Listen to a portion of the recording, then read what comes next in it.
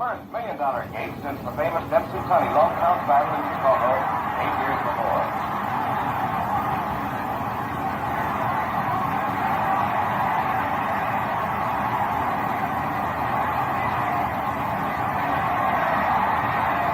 Everyone's stunned by the fury of Lewis's attack.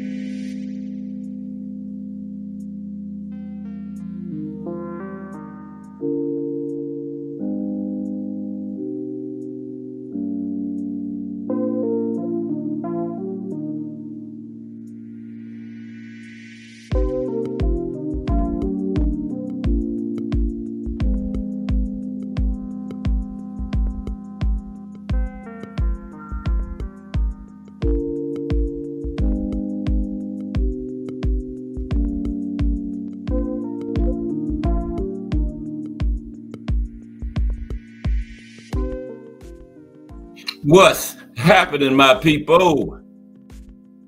It's Cast Sports again, back for another afternoon with the family. Now, as usual, before we get started, let me give a shout out to the JBT community. It's just boxing talk. We're a group of people who just love to talk boxing. And we're always looking for others to join us. And you don't have to have a podcast. The only requirement is you just have to love to talk boxing. That's all. Miss Cass, hashtag JBT. Big Supreme in the building. Salute, Big Supreme. Salute to everyone. And welcome to another episode of Cast Sports, the Box Storian. Today, the Super Bantamweight division in boxing. And you know what time it is. If it's Monday through Friday, 2 p.m., it's the Box Storian bringing you all that boxing history. Boxing is the greatest sport of them all. That's why we love it. Can't get enough of it. Mike Grimm in the building. Salute, Mike. How's everybody today? This is the Tuesday afternoon edition of Cast Sports, the Box Storian. Tuesday is the day where we're looking at the divisions. We started all the way back at heavyweight. We're all the way down to 122. And you see the man on the screen. Yeah. Big Supreme said it all. Best super bantamweight ever. I can't think of one. Take the topping. Yeah. Monster. And he's still active. You know, we still get to see this man operate. Just saw him last weekend. Last Friday. Just saw him do his thing in there. We're going to talk about a little history, a brief history of the super bantamweight division, and of course, look at some of the all-time greats and then the current top 10 at super bantamweight. You know who number one is. That would be first. I'll start off with the highlights of history. Excuse me. I was doing the all the Ring Magazine fights and fighters of the year that started in 1922, when the Ring Magazine came into existence. We're going to continue that tomorrow. We're up to the 60s. But for the highlights of boxing history today, we're going to rank the 9 Four Kings fights. You know, the Four Kings from the 80s, they had 9 fights overall. We're going to rank them from worst to best. The 9 Four Kings fights. You know, Sugar Ray Leonard, Marvin Hagler, Roberto Duran, Thomas the Hitman Hearns, you know. And yeah, Roberto Duran came into the Four Kings series. He was already a legend, you know, because he had that incredible lightweight run in the 70s. And Marvin Hagler came in. He was already a big name. He was one of the most duck fighters in the 70s. But he was still a big name when the Four Kings situation began. Sugar Ray was the All-American gold medal champion. So he had a name already. Thomas Hearns was probably the least known of the four, but didn't take him long after that 3-round fight between him and Hagler. What was it, 82? Somewhere around in there. After that 3-round fight, Hearns became an instant legend. Some people call that 3-round fight, well, it's definitely the greatest 3 rounds ever. Some call it the best fight ever. That was incredible. 3-round fight, won fight of the year. And we had Larry Holmes and one of the Holmes Spinks fights that year, a great 15-round fight, and that 3-round fight went over that. Okay, so let's talk about these Four Kings, highlights of boxing history. Let's rank they had 9 fights altogether, okay? So yeah, we always start out the show 2 to 2:30 with this segment, the highlights of boxing history.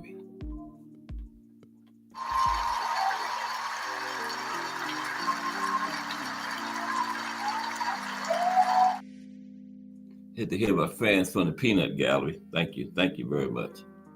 Okay, yeah, we're ranking the 9 Four Kings fights.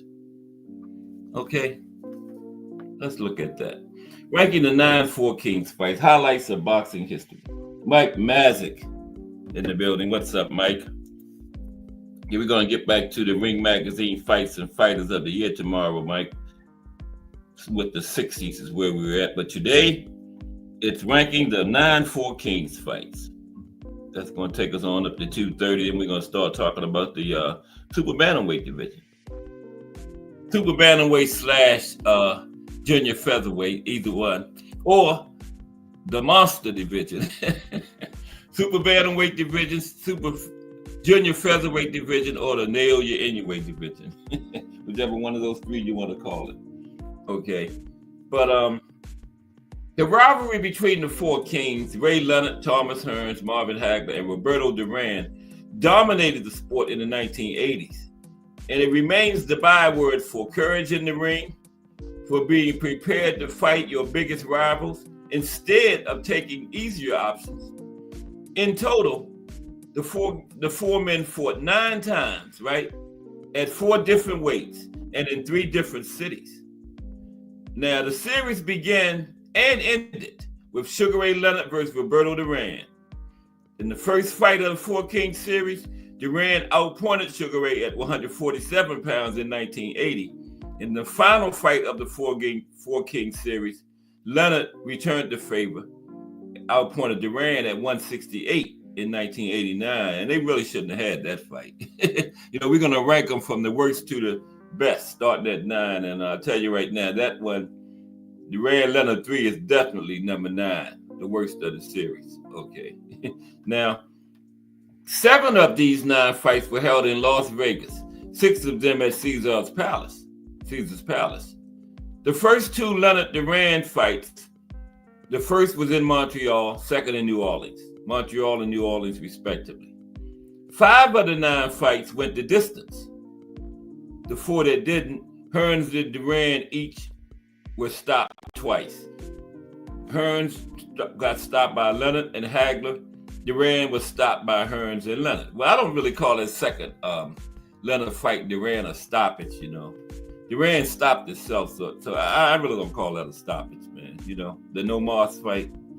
But it didn't go the distance, so I guess it is a stoppage, right? Now, 3 of these fights, Leonard Duran 1 and 2, and Leonard Hearns 1, were at welterweight, right? All 3 Hagler fights, 1 against each, Hearns, Duran, and Leonard, were all at middleweight. Hagler never fought anywhere else in his career but middleweight. Hearns Duran was at 154, and Leonard Duran 3, and Leonard Hearns 2. We're both at 168. Yep. Now, Leonard was the only one of the 4 kings to beat all the rest of them. The only one. That's incredible, ain't it? He beat all 3 of them. The other ones, nobody else had to win over the other 3 but Leonard. And let's start. Coming in at ranking the 4 kings fights. Coming in at number 9 was Sugar Ray Leonard versus Roberto Duran 3. Told you that was the worst of them all. We're going from worst to first.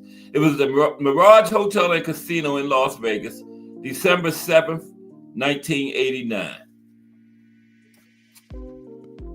Okay, excuse me for 1 minute. Drop this down a notch. Yeah, I would say the worst of them was Leonard Duran 3. They shouldn't even had that 2 big old buffaloes plodding around the ring. Okay, but let's go. Yeah, Leonard Duran 3, coming in at number 9. Now, the best thing about this fight is that it wasn't a 15-rounder, right? It was the last and by far the worst of the 9 4 Kings fights, right? Leonard scored a dominating 12-round decision over Duran. And reporting for Boxing News at the time, Harry Mullen wrote that Duran wants the embodiment of macho fighting qualities. In this fight, he fought like a bored old survivor whose sole aim was to get through the night's work with the minimum inconvenience or embarrassment so that he could go home and count his pay. And Leonard was quite happy to go along with Duran's policy of non-aggression. And Leonard spent most of the 12-round fight retreating briskly around the ring while the 38-year-old Duran plodded aimlessly after him. And that sums up this fight. Leonard by 12-round decision over Duran. Okay, coming in at number 8. Thomas Hearns versus Roberto Duran. Caesar's Palace, Las Vegas, June 15th, 1984. Now, this was the most one-sided of all the 4 Kings fights, right? Duran was more focused on the women he had left in his hotel room and with whom he had been spending most of his time instead of training for Hearns.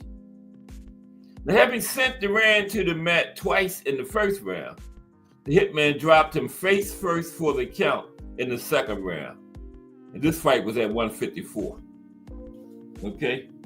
Coming in at number 7, Ray Leonard versus Thomas Hearns 2. Okay, Caesar's Palace, June 12th, 1989. Now, notwithstanding a late rally by Leonard that had Hearns reeling, the man from Motor City probably deserved to win in this fight, right? This was a past his prime rematch. Took him, 7 years to get the rematch? Hearns dropped Leonard in rounds 3 and 11. Now, Leonard scored a 10-8 round in the 5th round without dropping on one scorecard. And he got another 2-point round in the 12th. And the one in the 12th probably was what earned him the draw. But it ended up being a draw. Hearns got robbed. I saw Sugar Ray Leonard and Tommy Hearns on Mike Tyson's Hot Boxing, and Sugar Ray Leonard told Hearns that he won. Coming in at number 6, Marvin Hagler versus Roberto Duran, Caesar's Palace, November 10th, 1983. Now, a year before this fight, Duran was considered all but finished after dropping a decision to Kirkland Lang. But leading into this fight, he had knockout wins over Pepino Cuevas, and on his 32nd birthday, Davey Moore. That was brutal, yeah. That breathed new life into Duran's career, right? And even though he entered his challenge of Hagler as a big underdog, right? Now, in a surprising close affair, Duran boxed from the outside, and he led on all 3 scorecards heading into the 14th round. Yep. And Hagler surged in the championship rounds, and he secured the win by the narrowest of margins.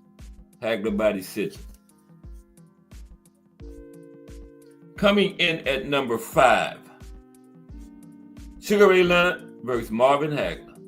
This was back at Caesars. 6 of the 9 fights was at Caesars, Las Vegas. This was April 6, 1987. Now, how do you like it? How do you like it? Proclaimed HBO commentator Barry Tompkins rhetorically after the final bell of a long-awaited clash for Hagler's middleweight crown. Hagler, who had been trying to get Leonard into the ring for years, only to be thwarted by Leonard's retiring not once but twice, did not like it at all.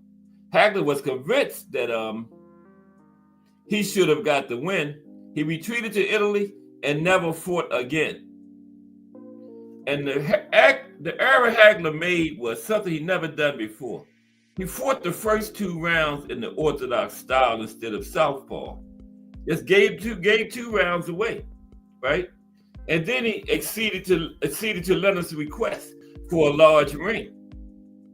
And Leonard used every inch of that ring to circle around Hagler, and Leonard threw furious flurries in the final 30 seconds of almost every round, attempting to steal them.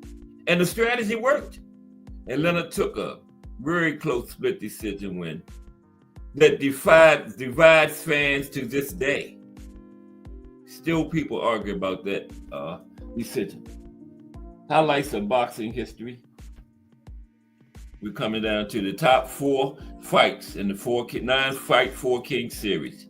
Coming in at number 4, Ray Leonard versus Roberto Duran 2. Ray Leonard versus Roberto Duran 2. At the Superdome, New Orleans, Louisiana. November 25th, 1980. Leonard, smarting from defeat in the first fight just a few months earlier with Duran, he knew the Panamanian had been partying and gaining weight in the immediate aftermath of the first fight, and Leonard set about making the rematch as soon afterward as possible to give Duran as little time as possible to work himself back into shape. And instead of being dragged into a brawl this time as he did in the first fight, Leonard boxed and bamboozled Duran until the hands of stone became the hands of disgust. He just waved his hands at Leonard and turned away in the 8th round. And Duran denied he actually said the words "no mas." He claimed he quit because of stomach cramps from having to lose so much weight so quickly. And Sugar Ray said, "I made him quit. I made Roberto Duran quit. And to make Roberto Duran quit was better than knocking him out." Okay, coming in at number 3, Roberto Duran versus Ray Leonard 1, Olympic Stadium, Montreal, Canada. June 20th, 1980. Now, this was the first of the three matchups, and this was the very first fight of the Four Kings series, right? And this was one of the best. Former lightweight legend Roberto Duran entered the ring with a record of 71 wins, just one loss, okay? While Leonard came in at 27-0. Duran won the mental battle before the fight even started, goading Leonard into standing toe-to-toe with him. Instead of using the boxing skills, he would deploy to great effect in the rematch. Now, although Leonard eventually realized his error, it was too late, right? Because Duran's lead was insurmountable by that time, and it was arguably the biggest win in Duran's 119-fight career. Coming in at number 2 of the best of the 9 Four Kings fights, number 2 was Sugar Ray Leonard versus Thomas Hearns 1, back at Caesars, June 16th, 1981. 1981, right? I thought it was 82. 81. Now, after 12 rounds of this fight, it was 15 rounds at that time. After 12 rounds between the two welterweights, this was undisputed too, because one of them had, I think Hearns had WBA, Leonard had WBC. Whichever way it was, each of them had one of them. Those were the two big sanctioning bodies, and that was undisputed. And after 12 rounds, Hearns was comfortably ahead. He surprised Leonard by outboxing him, outboxed the boxer. And Angelo Dundee said those famous words after 12 rounds: "You're blowing it, son. You're blowing it," right? Suitably energized, Leonard came out for the 13th round in attack mode, blasting Hearns through the ropes and then dropping him again near the end of the round, right?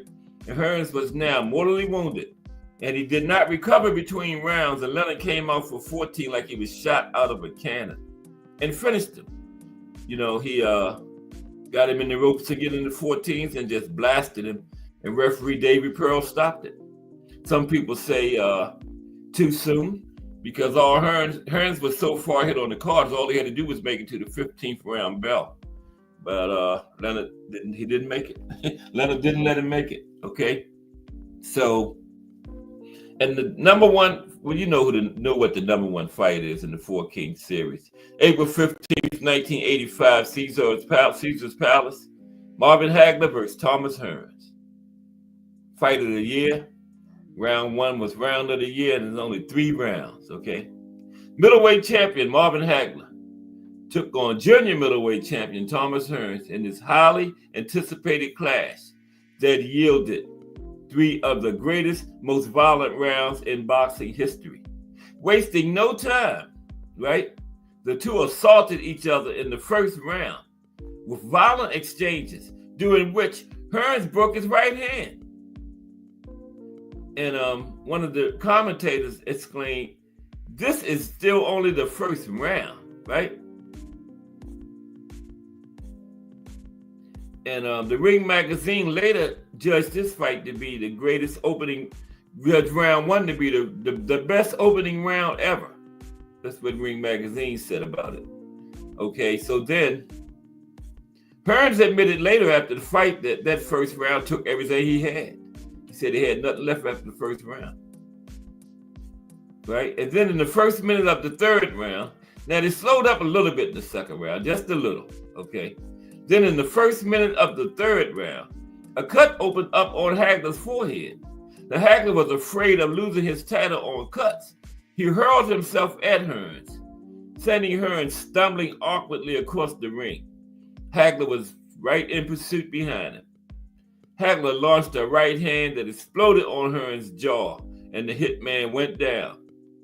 Now, Hearns did somehow haul himself back to his feet, but he was done, right? He beat the 10 count, but he was done. Clearly finished. And referee Richard Steele, at that point, called the fight off. Rightfully, I think. Yeah. Yeah, and that's the ranking the Four Kings fights for the highlight of boxing history today. Tomorrow we're going to get back to the Ring Magazine Fights and Fighters of the Year. We're up to the 1960s, okay? When Muhammad Ali came in. But yeah, that was it. Fighting Fighters of the Year.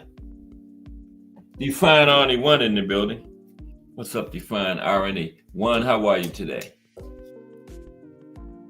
We're talking about the super bantamweight division, or junior featherweight division, or Naoya Inoue division.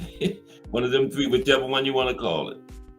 Super bantamweight, junior featherweight, or Naoya Inoue division. 122. Mm-hmm. Let's see the monster in action. What, Friday? A week ago? Not quite a week ago. And don't forget the raffle coming up. The meet and greet is February 28th, and we got the raffle. I forgot to put the commercial in today. But yeah, it's $30, $20 right now. Up to the 1st of February, you get a ticket for $20. And that fee also puts you in the running to win a ticket to the fight. Gervonta Davis versus Lamont Roach. And you can get a chance to win a ticket to the fight. You get one chance for $10, or you get 3 chances for $25. Okay? Yep. So yeah, man, I heard some tickets for $6,000. You can win one for $10. Okay? Sitting up in there with the heavy hitters. And somebody got $6,000 to spend on a boxing match.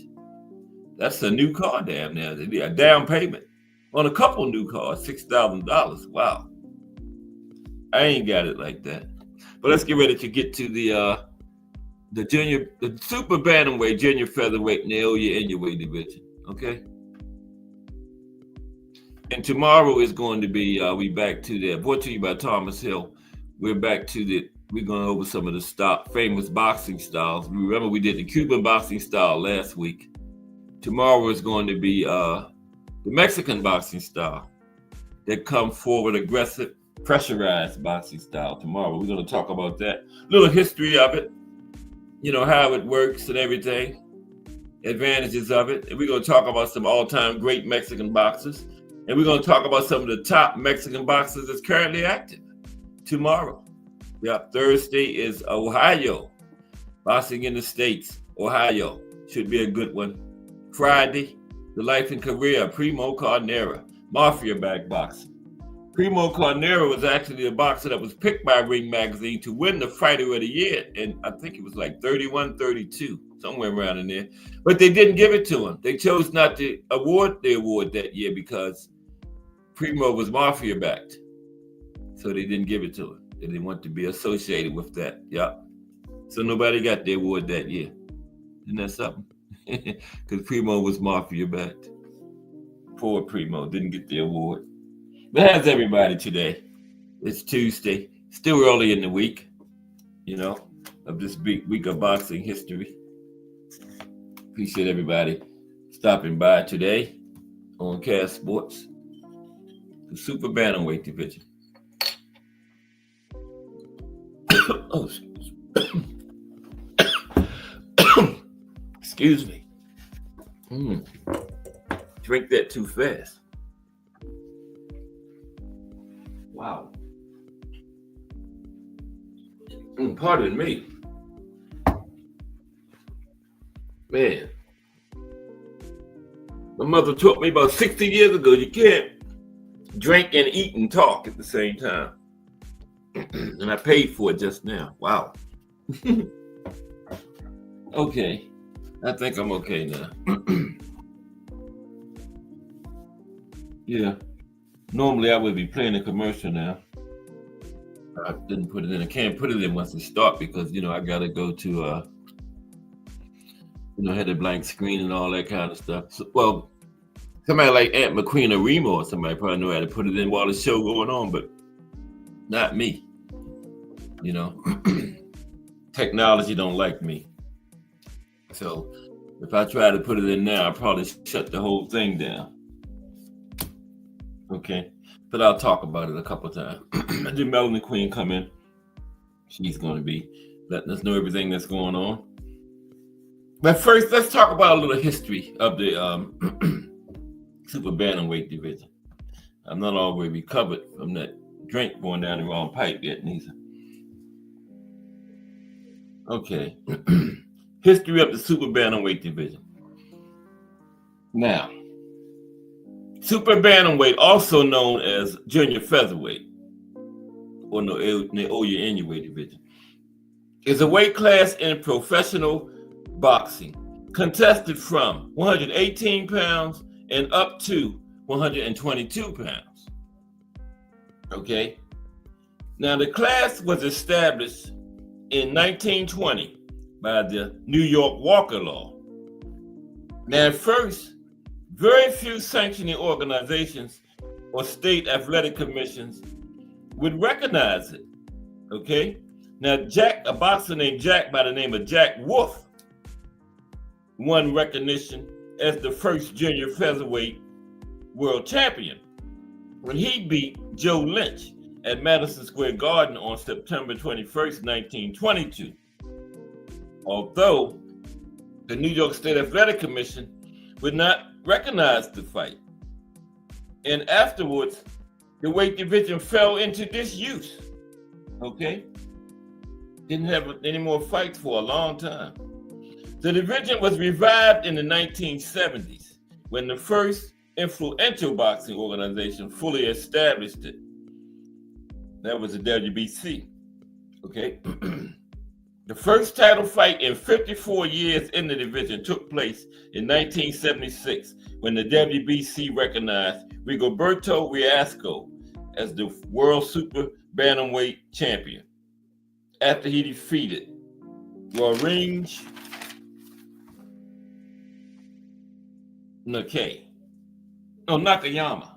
Nakayama.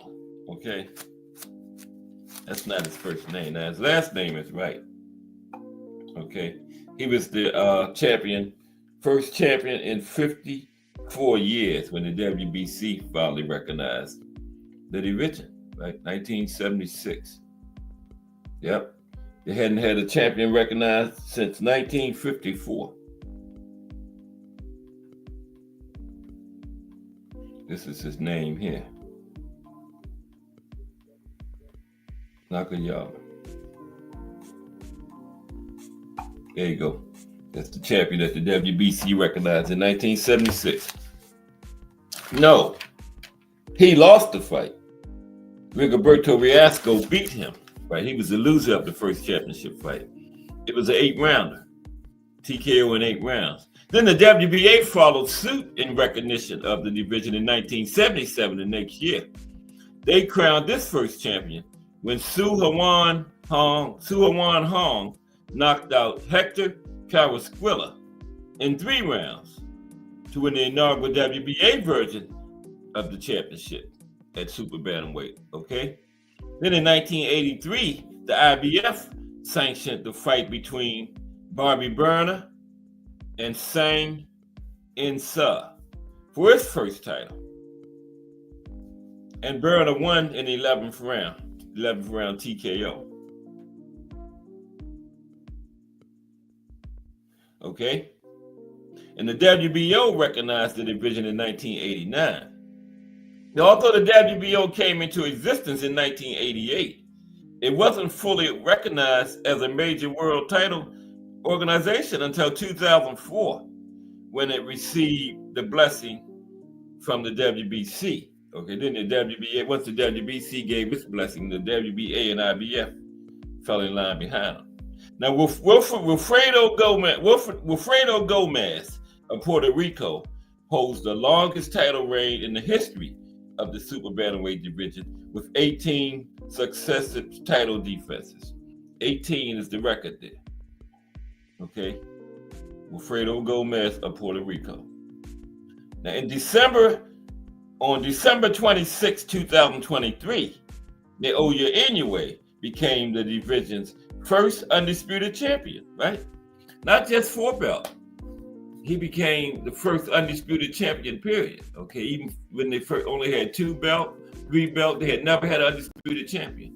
Naoya Inoue was the first one, and it just happened to be 4-belt undisputed. Okay, now some notable super bantamweight champions, throughout history include Wilfredo Gomez, who I said holds the longest title reign, 18 straight title defenses. That's the record at super bantamweight. Some other champions: Lupe Pintor, Jeff Finnick, Eric Morales, Marco Antonio Barrera, Fabrice Benachal, Daniel Zaragoza, Kennedy McKinney, Rafael Marquez, Toshiaki Nishiyaka, Israel Vasquez, Guillermo Rigondeaux, Manny Pacquiao. Well, Manny came through all of them, all the way up to what? Welterweight. Manny Pacquiao, I said Daniel Zaragoza, didn't I? Naoya Inoue, and Nonito Donaire. Okay? So now let's talk about some of the all-time greats and the work they did at super bantamweight. Because, as we go through these divisions, hearing a lot of the same names, but, each division, we just talking about what they did at that specific division. So we're going to talk about what these great names did at super bantamweight today, because you'll hear Barrera, Pacquiao, Morales.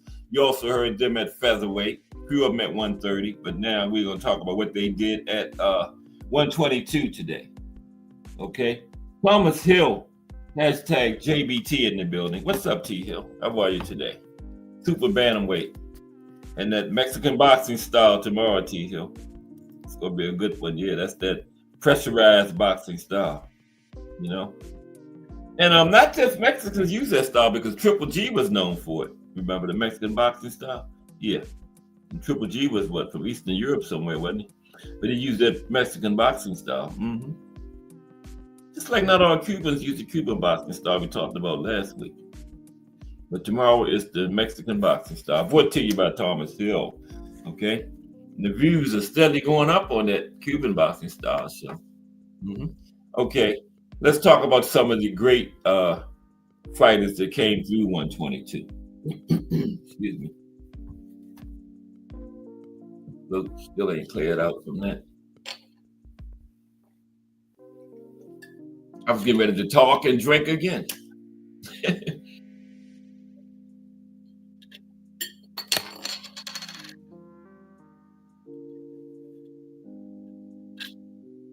Okay. Let's talk about some of these great fights. Then we're going to talk about some of the guys that's currently fighting at 122. Like the monster. Okay? Like the monster. So, now at the time of this division's creation in the really the 20s, but the 70s was when it really got off the ground. At the time of the creation in the 70s, people were wondering what was the need for a pit stop between bantamweight and featherweight. A mere 8 pounds spread between all three of them, right? Now, junior featherweight seemed unnecessary. 4 pounds away from bantamweight, 4 pounds away from featherweight, right? Which were two of the more glamour weight classes. But, what are we like, 50-something years later, it is now an accepted division in the sport. The great fighters in this weight class are numerous now, and the battles they wage are unforgettable. And some great fighters who fought at 122 are not on this list, having not stayed at 122 for very long. Others made their careers there, and some are in the middle. It's a bit of a tricky class to rate, constantly faced with the issue of what's more important, greatness or body of work, like coming through there real fast for a few fights and being great, or being there for a while, making your career at 122. What's more important? That's tricky. So it's a little bit of both on this list, okay? Now, first is Wilfredo Gomez. He's the longest reigning champion, 18 straight title defenses. No, that's not. That's Will King. Wilfredo Gomez. Yeah, that's Wilfredo Gomez. I don't need this light. Oh, much better. Yeah, longest reigning champion, 18 title defenses at 122. Wilfredo, one of the greatest Puerto Rican fighters of all time, too. Now, when it comes to obvious choices for number one fighters in the division, there aren't many. Now, as we've been working our way down through these weight divisions, there's only been like 3 obvious choices so far. I would say that Holyfield at cruiserweight, Sugar Ray Robinson at welterweight, and Willie Pep at featherweight. And Wilfredo Gomez may be the most obvious choice of them all. As an obvious choice at a weight class, yeah. We talk about the former guys. I'm not including Monster in this conversation, okay? But the former guys. Yeah, Gomez is the obvious choice at 122. There's simply no counter argument to that. At 20 years old, Gomez was world champion after knocking out Dong Kyun Kim Young, a fighter who only had 2 losses in 58 fights when he met Gomez, and he had never been stopped before, okay? Then after 5 defenses, Gomez faced preeminent bantamweight champion, the legendary Carlos Zarate, right? And the Hall of Fame puncher, Zarate was 52-0 when he came up against Gomez. Gomez stopped him in 5 rounds, right? In a hallmark victory. And the defenses kept piling up, right? Usually against quality contenders. In 1981, Gomez had his first loss. I think he won like 32 fights straight out the gate. He had his first loss in 1981, and that was going up. He went up to featherweight to face Salvador Sanchez. You know, still had no losses at 122. He got his first loss when he went up. But then he went back down to 122 and picked right back up where he left off at. Continued his reign of destruction, defeating Kid Meza and Lupe Pintor in a grand slugfest for the ages, him and Pintor. Yeah, that was Wilfredo Gomez and Lupe Pintor, a good old fight to watch. Write that down. Wilfredo Gomez and Lupe Pintor. You seen that one, Define Arnie one? That is, I know Define Arnie one like watching old fights. Write that down, Define Arnie one. Wilfredo Gomez versus Lupe Pintor. Check it out. Let me know what you think about it. That was a slugfest for the ages. Then Wilfredo went on to win titles at 126 and 130. By the time he got back to 126, Salvador had that accident, so they never met again. Okay. And he built his legend at 122, right? 17 knockout wins in 17 title defenses. It doesn't, 18. It doesn't, I think he had one when they went the distance, but out of those 18, I think he had 17 knockouts. Out of those 18 straight title defenses. And it doesn't get any more dominant than that. He did his best work at 122. And he never lost at 122. Okay? The great Wilfredo Gomez. Number 2, Marco Antonio Barrera. And we've seen him do a couple of divisions, but let's see what kind of work he did at 122. Marco Antonio Barrera. Okay? Now, he was a teenage sensation when he came in at 115, right? A growing Barrera settled into 122 and forced a memorable run of thrilling fights and sensational victories. He knocked out hard-hitting champion Eddie Cook before snaring the WBO belt from Daniel Jimenez. And then after he beat Frankie Toledo and Maui Diaz in quick order, he took a decision from the ultra-tough Agapito Sanchez. Remember him? Agapito Sanchez. Yeah, Agapito Sanchez was a bad boy. And Barrera picked him off too, by decision. Yeah, Agapito, that's the perfect description. He was ultra-tough, man. Yeah. Then Barrera engaged in one of the classics of his era, as he and Kennedy McKinney, who's on this list, they thrilled the Inglewood Forum audience. Barrera dramatically ended the fight with a 12th round TKO. But after 2 more defenses and building a record of 43-0, he puzzlingly lost 2 fights back-to-back to Junior Jimenez, right? Junior Jones. Now, he would eventually claim his belt and rebuild his reputation.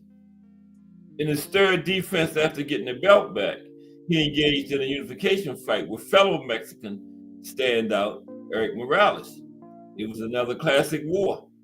And to many people's disgust, the split nod went to Morales, right? A lot of people thought Barrera won that one.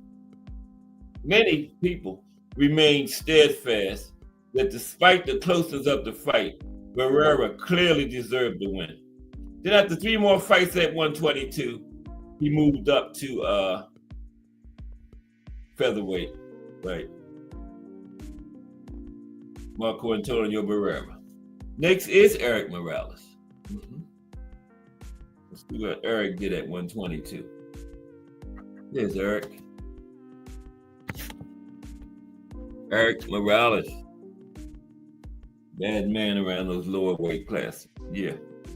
I don't know why so many people don't know about those lower weight classes, man. You see some great fights down there over the years. Now, by the time Morales left 122 in 2000, he was 36-0. He never lost at 122 either. And he should have had a loss to Barrera, but officially never lost at 122. And he was considered one of the best fighters in the sport by the time he finished his work at 122. He was a big junior featherweight. He was a special fighter at 122.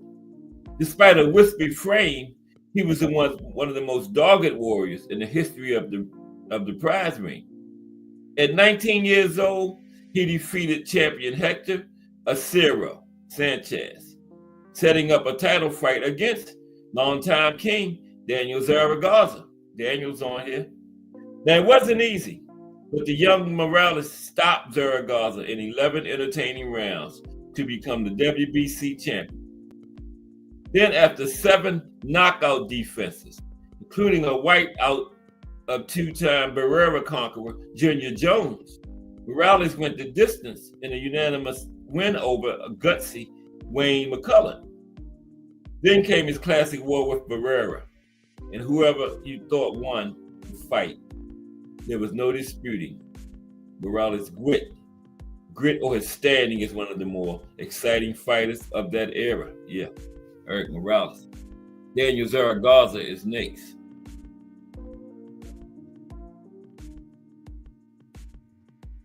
There's Daniel. That's Daniel on the right side there.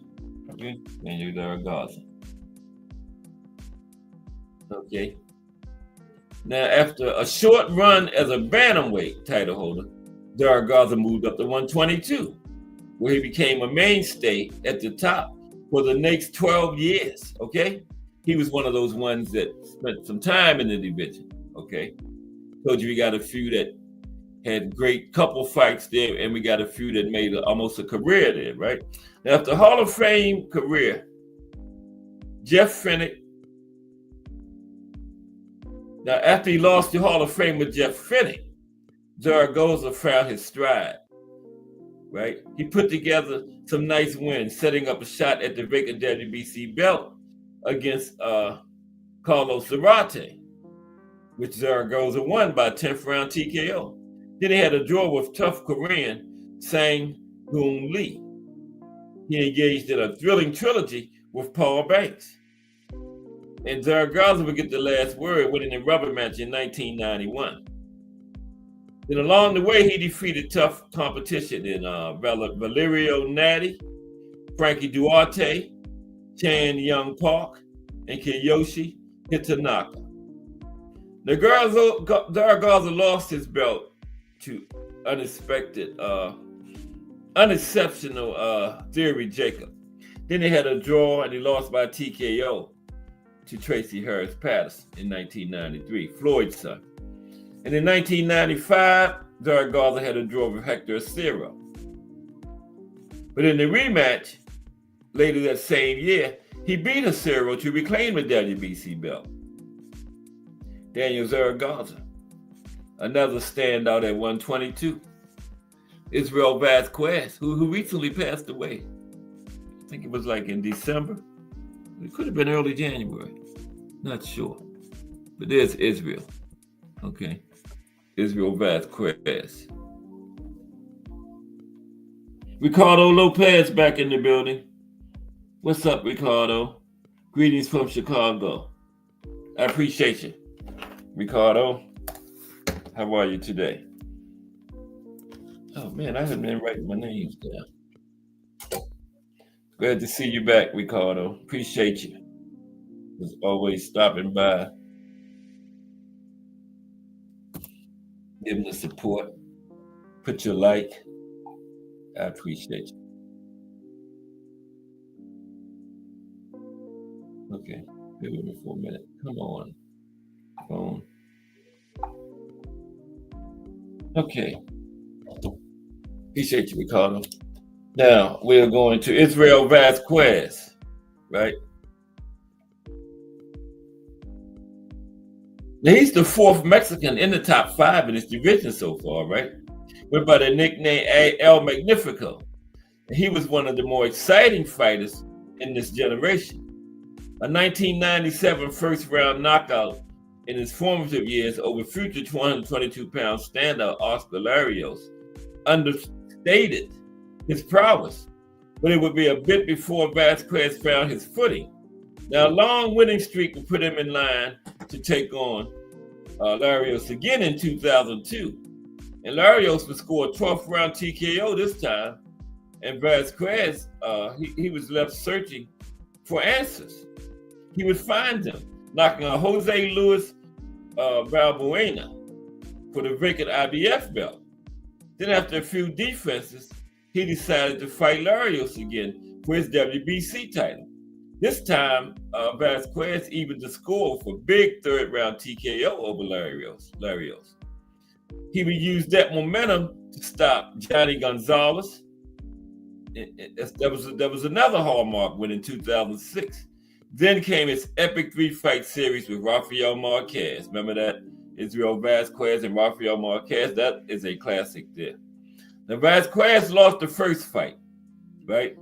Unable to continue after getting his nose smashed, right?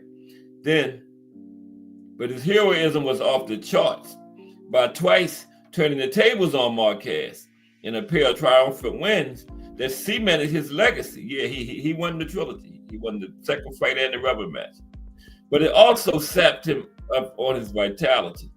But it didn't matter. With 2 wins each over Larios and Marquez, including a win over Johnny Gonzalez, he did plenty. Okay? He did plenty. Wilfredo Vasquez. This was Wilfredo. That's Israel Vasquez on the right there. Wilfredo Vasquez. There's Wilfredo. Okay? Number 6, Wilfredo Vasquez, doing just 10 of the all-time great super bantamweights. And then we're going to look at some of the top 10 guys fighting right now. Wilfredo Vasquez. Okay, holding up one of his belts. But these words are small. Now, Wilfredo was a 3-division champion, but he did his best work right here at 122, where he built an impressive resume. After an up-and-down title run at 118, he moved up, and it didn't go well in the beginning. You know, he suffered a first-round knockout to Israel Contreras. Then he found his mojo, and after rebuilding a bit, he got the best of former champion Raul Perez. He stopped him in 3 rounds, and Perez was 49 wins, 2 draws, 2 losses with Vasquez stopped him in 3 rounds, okay? And he held the title for 3 years, 1992 to 1995. He beat Terry Jacobs twice by knockout, and he traveled around the globe beating the best of Europe and Asia. His best win came in his final defense when he beat Hall of Famer Orlando Canizales, a long-reigning champion who hadn't lost in a decade before that loss to Rafael Vasquez. Yeah, hadn't lost in a decade. Vuyani Bungu. Wait a minute. Anybody want to hold up the belts here? I guess that's the same picture. Yeah, it is Vuyani. No, complexion's a little bit different, Cass. Warlock Boxing in the building. What's up, Warlock Boxing? How are you today? Warlock Boxing is becoming a regular over here too. Appreciate you, Warlock. And Jarrell Hattie in the building. What's up, Jarrell? How are you today? Yeah. Let's salute Warlock Boxing.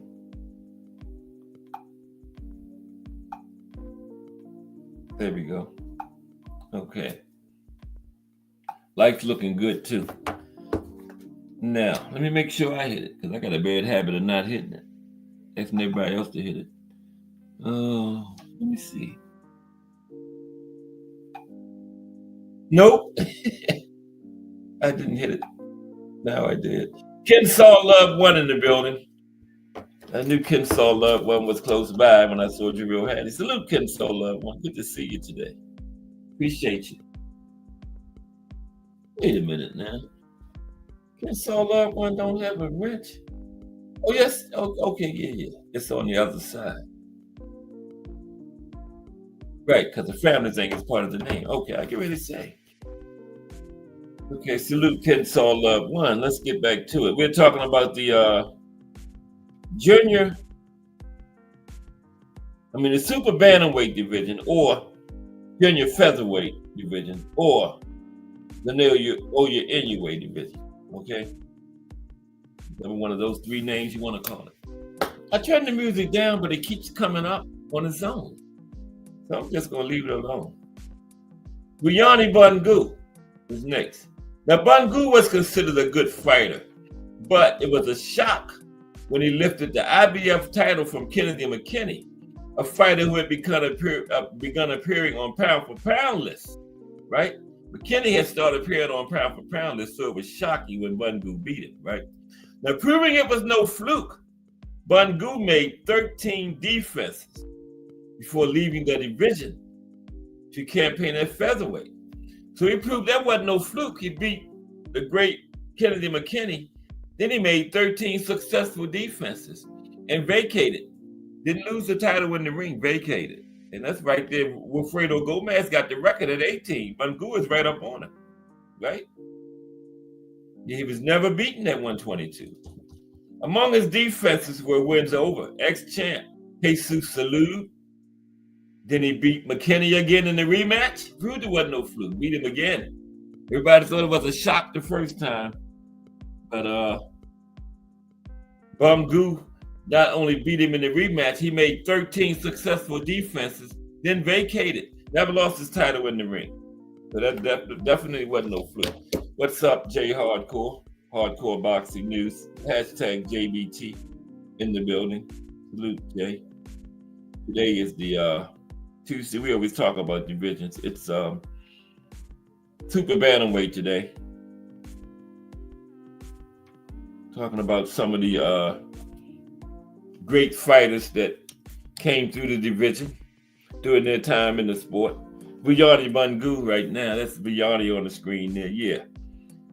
South African fighter. Yeah, he won the rematch over McKinney. And he had a high-profile win over Danny Romero, right? And he was a classy practitioner. And next at number 8 is Kennedy McKinney. So that's what earned Bangu in front of him, because Bangu beat him and then beat him in the rematch. But there's Kennedy facing us. Kennedy McKinney. Okay? He had a 14-year career, 1989, 2003. Kensaw Love 1 back in the super chat again. Yeah, Jay, I never told you. I got my monetization back. You know what? All I had to do was send a picture of my license, of my ID. And they gave it back. Wasn't that crazy all that time? But Kensaw Love 1 in the super chat. I appreciate you, Kensaw Love 1, always in the super chat. Shout out to Kensaw Love 1 for that super chat.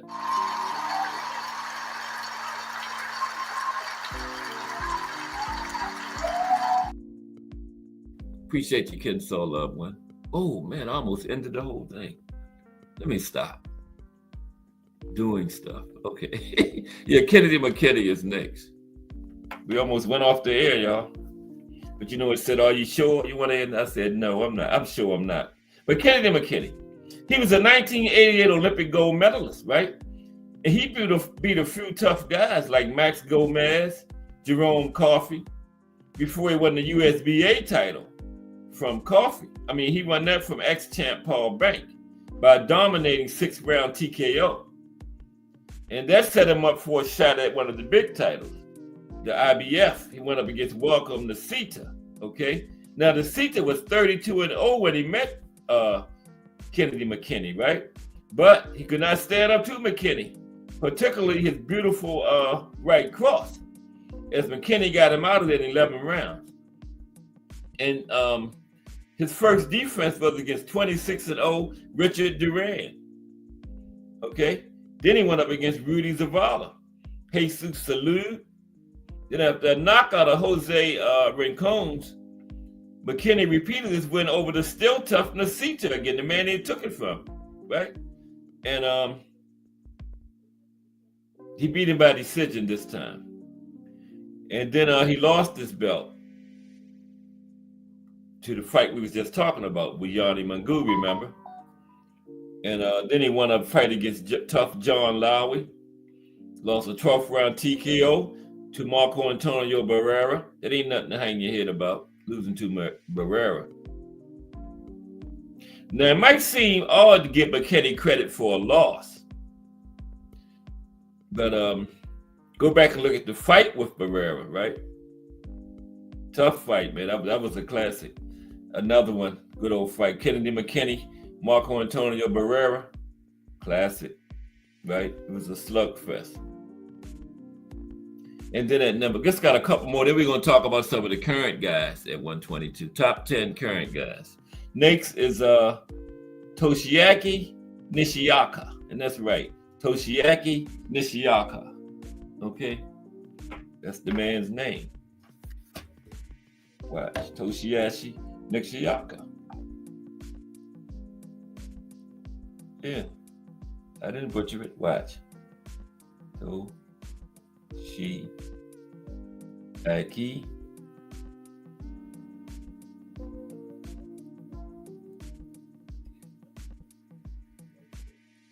Why did I stop to do that? I should have just kept right on going. Toshiaki Nishiyaka. Syllableize it out. Toshiaki Nishiyaka. Right. Ain't that right? There it is right there. Toshiaki. You got to say it slow though. Toshiaki Nishiyaka. He's next. Okay. Now, he was a fixture on the 122 scene for a long time, right? He first challenged for a title at 118 in 2000, right? And he came close, right? But he could never unseat long-time 118 title holder. Oh, Lord, I ain't going to try that one. VS, that's his name today, VS. In 2008, he won the WBC belt over 46 wins, 2 losses, 1 draw. Napapo Sorumvasa. 2 fights later, he went to Mexico to face rising, and he rose from the mat to beat Johnny Gonzalez in 3 rounds, fighting quality opposition in his entire career. After he won the title, he made 5 dominant defenses of it. His last one was against the tough Rafael Marquez. Nishiyaka is a slashing southpaw, and he was an exciting presence in the junior featherweight class. And finally at number 10, Manny Pacquiao. Yeah, Manny came through. Manny, when you look doing like from junior flyweight to like welterweight, Manny on all the lists. Manny's on all of them. Okay, there's Melanin Queen 27 in the building. What's up, Melanin Queen? How are you today? Good to see you. Melanin Queen is here, y'all. Yeah, now, yeah. The raffle going on, all of that.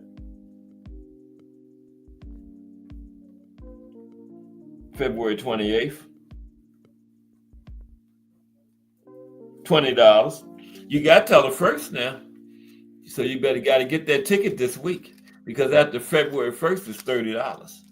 So that's a no-brainer. Get it this week, right? Save that $10. And with the $20, you're still in the running for that ticket to the fight. Okay? But salute Melanie Queen 27. Let's finish this list off. Manny Pacquiao.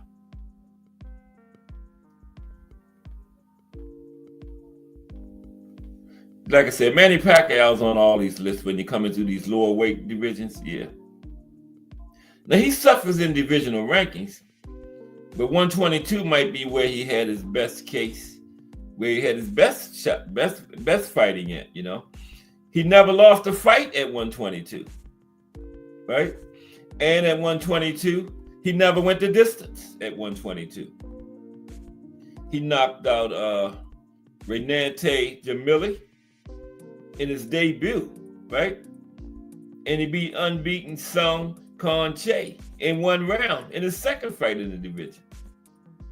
Then he went up against tough, unbeaten Nidal Hussein, right? And he stopped him in the 10th round.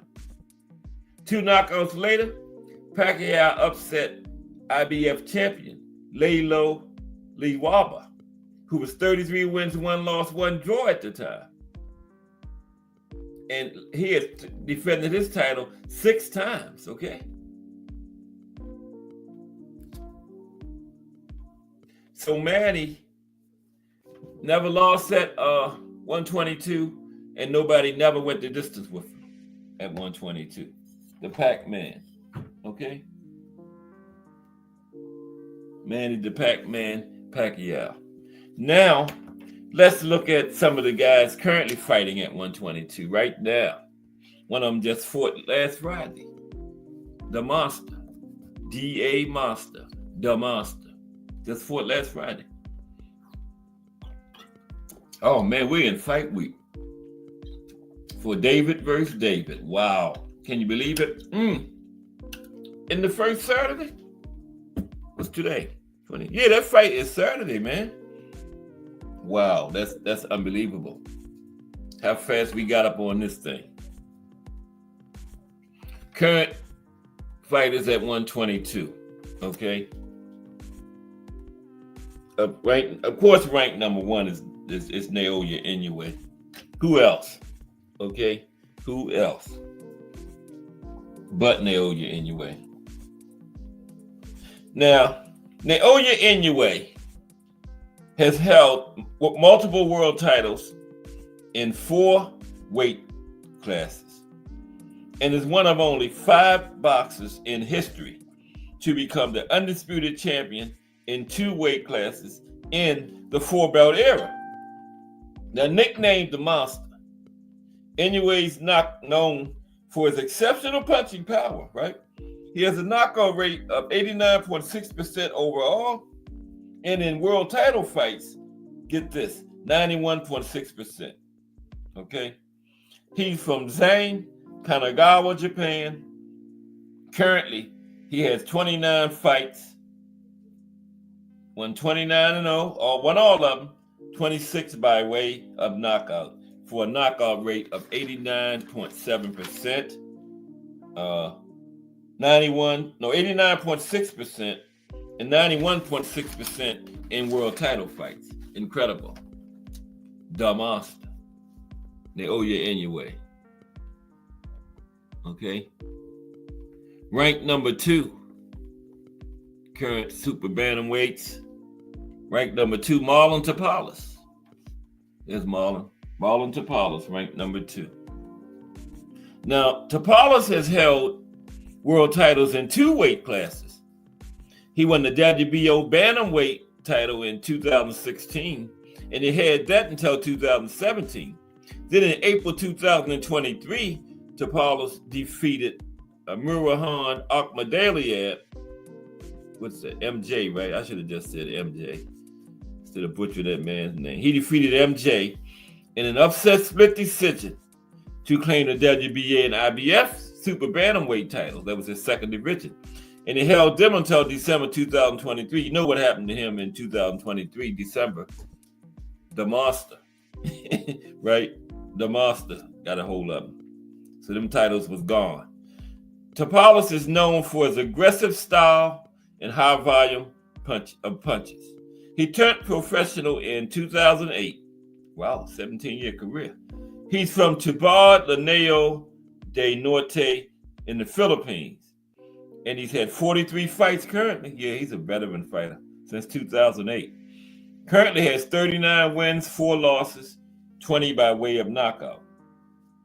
Ranked number 3 is what's his name? MJ? Yeah. Akhmadaliev. Number 3. There he is. Okay. Okay. Let me see. I got the wrong thing here. Oh my goodness. Bear with me for a second, please.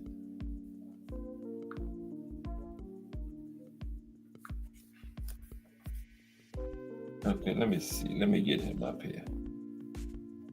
I didn't do my write-up on here. I don't know how I didn't. We got to do this by fly. Do this on the fly. Let me see.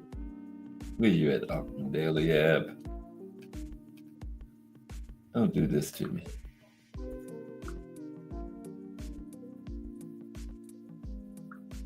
Yeah, we got a good one tomorrow, though. The Mexican boxing style. Let me come out and go back in. We might not get him.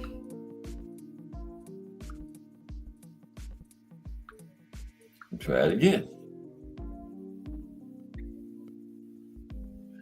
I don't know.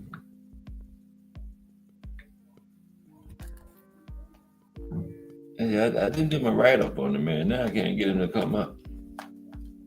Oh, I know what I got to do. Bear with me for a second.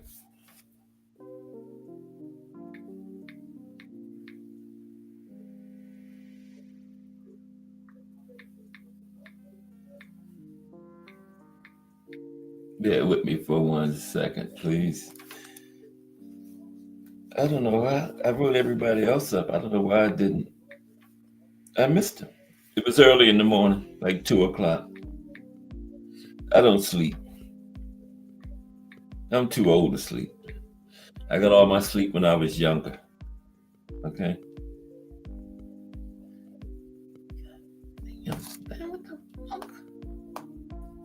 Okay, let's come back to him. Next is Sam Goodman. Let me try this. Next is Sam Goodman. Okay.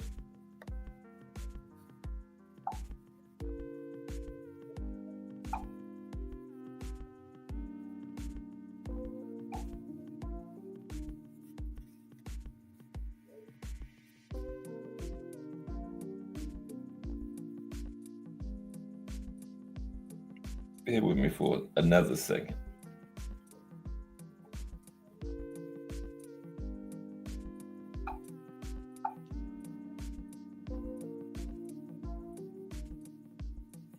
And there's Akhmadaliev. When I said I was going to bypass him, he came up. Okay. Now, yeah, he's the. Now I can't. I done lost my chat.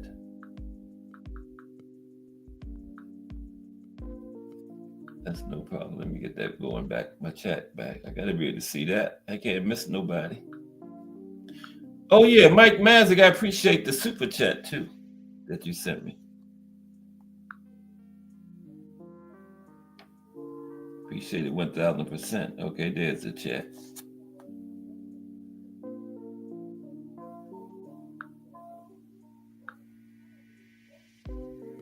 Anybody coming?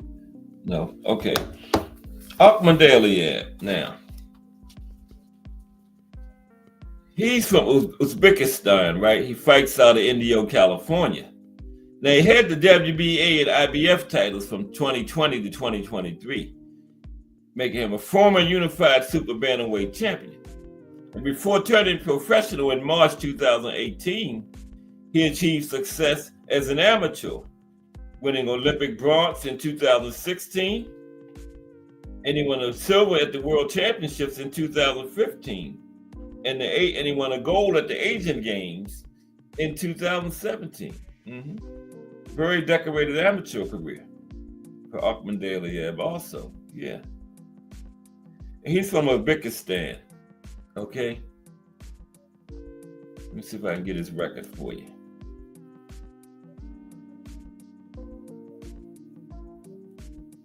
Bantamweight, okay. How many fights does he have? I don't know why I didn't write him up like I did everybody else. But he has a total of 14 fights to this point. He's won 13. He's got 1 loss, 10 knockouts, 14 fights. Knockout rate, that's low because he don't have that many fights. But not that low, 76.9%. Yeah. Bantamweight, we got him in. And next is Sam Goodman. Okay. Damn, I must have fell asleep. I didn't write Sam Goodman up. Wow. Sam Goodman is ranked number 4. Okay. Sam Goodman is ranked number 4. I don't know what happened. Him or Bantamweight didn't get no write-up.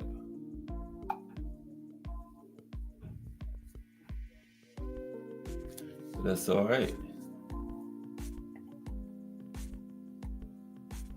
We still got Google. I'm going to Google him right quick and we're going to talk about him. And there he is, Sam Goodman. Now, Sam is an undefeated Australian boxer from Albion Park, New South Wales, Australia. As of September 2024, both the Ring Magazine and the Transnational Boxing Ranking Board ranked him as the 3rd best active super bantamweight. I got him at 4, okay? And Goodman is prepared. He was preparing for a world title fight against undisputed champion anyway, but he got injured. And the guy stepped in for him. And the same thing would have happened to Sam. You know, it was considered it was going to be the toughest fight of his career, of course. And he stated that he would have been ready for the fight, right? But he was injured and couldn't take it. From Australia, remember. And Sam currently has a record of Sam has 19 fights so far. He's won 19 and haven't lost any. And got 8 by knockout. If he hadn't got injured and took that fight against Monster last Friday, he would have had one loss. But this is crazy because now ranked number 5, Louis Neary. I got to write up on Louis. I don't know how I missed MJ and Sam. That's crazy. I must have fell asleep on them. Okay. Louis Neary is ranked number 5. Let's talk about Louis. Okay. We're going to get some link time too after we do these active guys. Louis Neary. Now he's 5'5" tall, Mexican professional fighter. He goes by the alias Pantera. He's a 2-weight world champion. Had the WBC and Ring Magazine bantamweight titles from 2017 to 2018, and had the WBC super bantamweight title from 2020 to 2021. Neary has fought against boxers like Brandon Figueroa, Aaron Alameda, and Jason Kenney. In May 2024, Neary challenged the division's undisputed champion, the Monster, right? And Neary scored a knockdown on Inoue before being knocked down 3 times himself and eventually getting knocked out in the 6th round. He's known for his exceptional punching power, Neary is, possessing a knockout rate of 77.1%. He's from Tijuana, Baja, California, Mexico. 37 fights in his career so far. He's won 35 of them, lost 2, won 27 by way of knockout. That should be like 70-something% knockout rate. 77% knockout rate, not bad. Okay. Ranked number 6 at super bantamweight is Shabazz Massoud. See, I got a little write-up on him. I don't know how I missed MJ and Sam Goodman.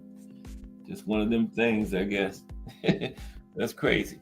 Tabaz Masood, right? He's a British Pakistani boxer, right?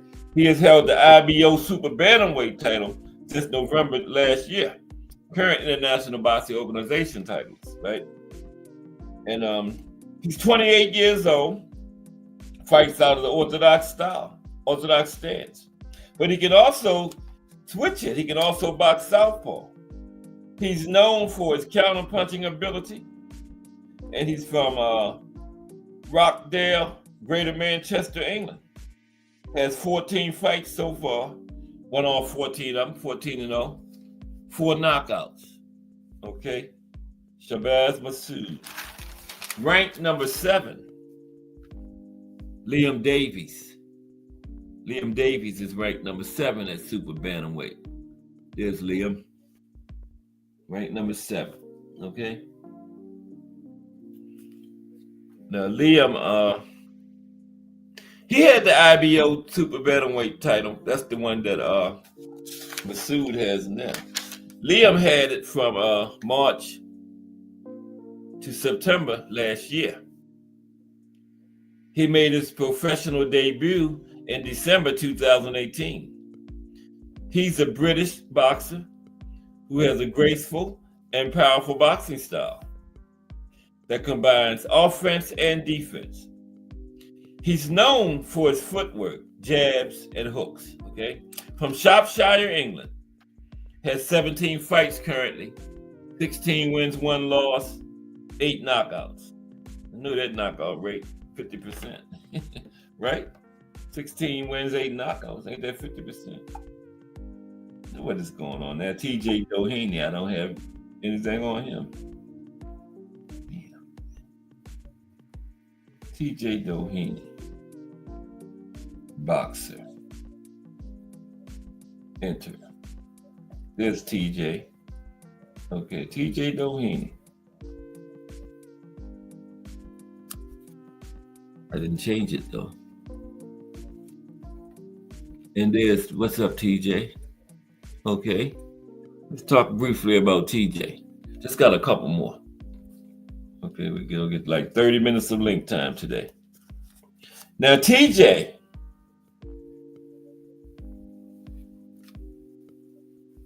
did I tell you that? Yeah.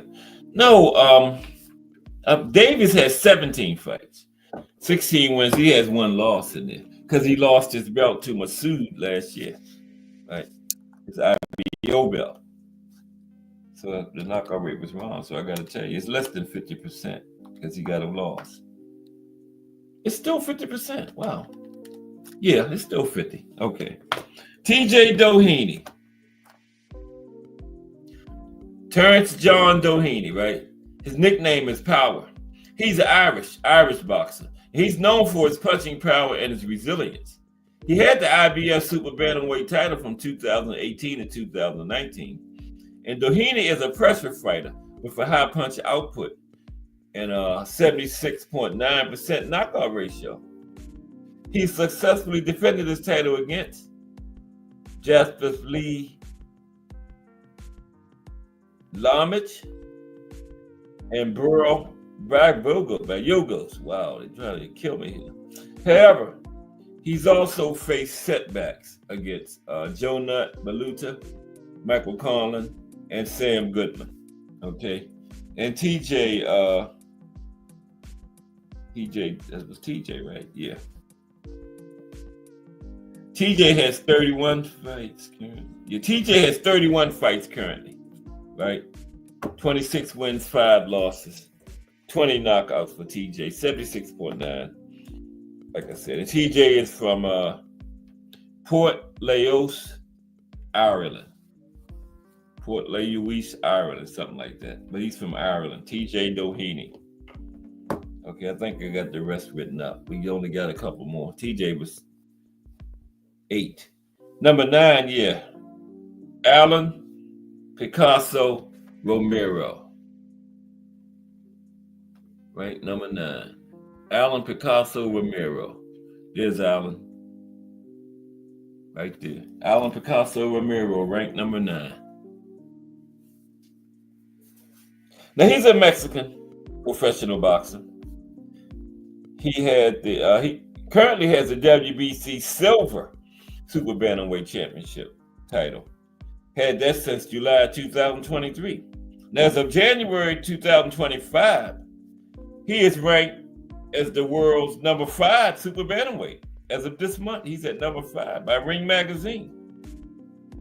And he began his professional career on March 25th, 2017. Romero was 25 years old, fights in the orthodox stance. He won his last outing against Jason Quello by 3rd round knockout. From Mexico City, Mexico. Currently has 32 fights. He's won 31-0 with 1 draw, 17 knockouts for Alan Picasso. Currently 31-0, yeah, 1 draw. And finally, Elijah Pierce. Elijah Pierce, ranked number 10 in the super bantamweight division. Elijah Pierce, okay?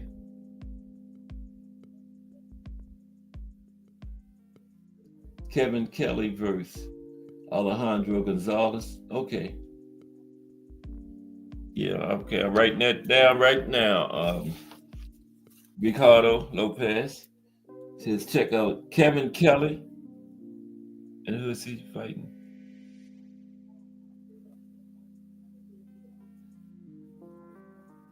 Kevin Kelly versus Alejandro Gonzalez. I'm gonna check that out later. I'll let you know next time I see you, Ricardo. You're not the Ricardo Lopez that had the strawweight title for almost the entire 90s, are you? From 90 to 99, and just missed about vacated at the end of 99 to move up to junior flyweight. That's not you, is it, Ricardo? Yeah, Ricardo Lopez almost was champion an entire decade like Joe Louis. Ricardo vacated with a couple months left in the 90s to move up. You know, he was more worried about legacy. But that would have been a nice part of his legacy, though, to say him and Joe Louis, the only two to have titles for an entire decade. Yeah, but he moved up. He would have did it, too. He never lost in his career. 51-0, but he had 1 draw. But he avenged that. Ricardo Lopez. Is that you, Ricardo? Let me move on. But salute, Ricardo. I'm going to check out that fight. I'll let you know what happened. Okay, now, where are we? Oh, we're on the last one, Elijah Pierce. And then we're going to get a lot of link time today. Elijah Pierce. Now, he's a southpaw. He's an American boxer. He began his career. Now check him out. He's very unconventional, man. He began his career as a lightweight. And he made his debut on July 23rd, 2016. Now, guess what he did? He started at lightweight. Then he went down to super featherweight. Started at 135. Went down to super featherweight 130.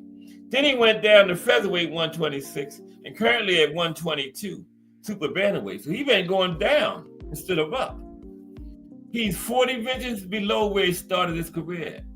And he went down step by step by step, like the normal conventional way boxers go up weight class by weight class. He came down 4 weight classes, weight class by weight class. I wonder what was up with that. That's crazy, isn't it? Elijah Pierce, yeah. Currently campaigning as super bantamweight. And he's from Midwest City, Oklahoma. Currently has 22 fights. He's won 20, lost 2, has 10 knockouts. Isn't that crazy, though, the way he's done his career? Wow. He's came down. Yeah. So yes, sir, that's you, Ricardo, the fighter? No, I'm just messing around. But yeah, I'm gonna check it out, Ricardo. Okay, let's get some link time in here. Okay, today. I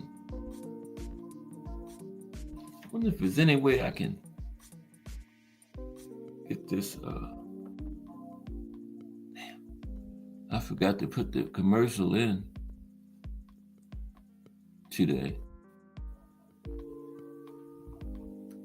Oh, yeah, I can put it in right now.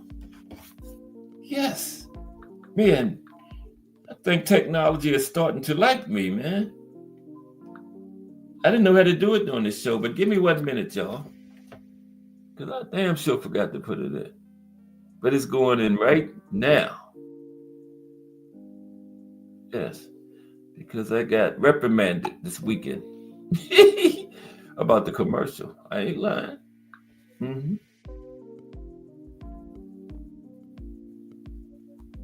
Come on. This is going to be great, man.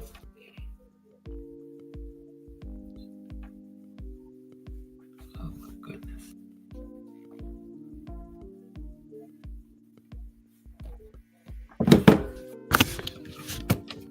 A little something here. Okay. Bear with me, my peoples. I'll be right back with y'all. Okay.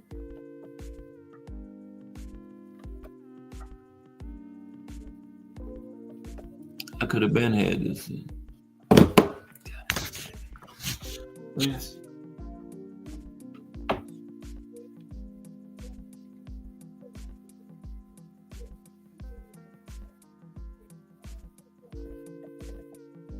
Oh Lord, I can't do it, man. Yes, I can too. There it is right there. I got it. Yeah, the meet and greet is coming up on the 28th. Big Dre is getting ready to tell y'all about it. Okay. Then we're gonna get some link time. Okay.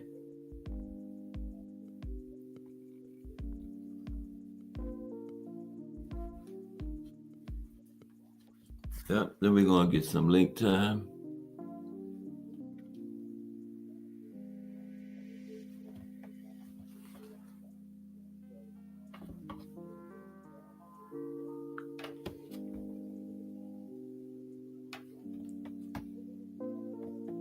Okay, there we go.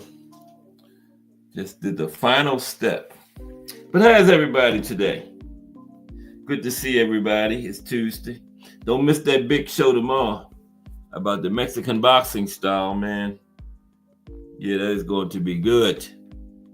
The Mexican boxing style. That come forward, aggressive, pressurized style. Yeah. Brought to you by Thomas Hill.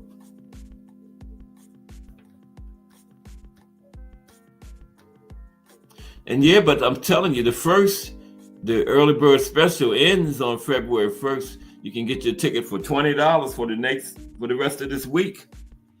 And then you have to go back to $30. And that $20 puts, just like the $30, puts you in the running for a ticket to the fight.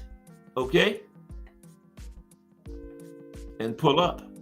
Meet some of the content creators of the JBT, some of these famous people like Jay Hardcore, Just Do Boxing, Senior and Squeeze from the Rise podcast, Thomas Hill talking about flying in from California. Even the small potatoes like Cass Sports going to be there. So yeah, pull up if you're in the New York area. You know, going to be a lot of fun. Yep, it is going to be a lot of fun.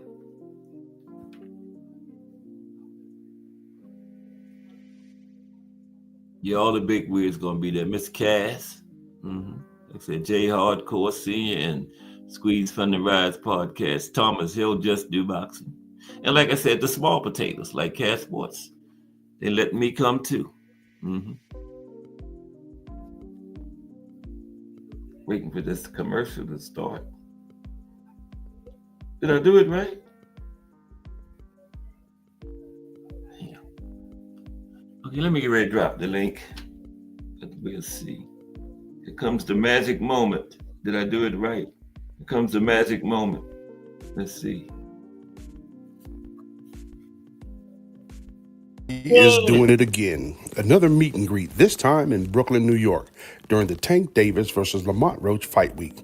Friday, February 28th from 8 p.m. until midnight. If you're planning on being in town for the fight, pull up on us at the meet and greet. Tickets can be purchased via Cash App at JBT Network 1. That's JBT Network One, there is an early bird special for $20 from now until February the 1st. Then it's $30. That covers entry and food. There will also be a cash bar, so make sure you get your tickets early. Only a limited number of tickets will be sold, so make sure that you are in that number.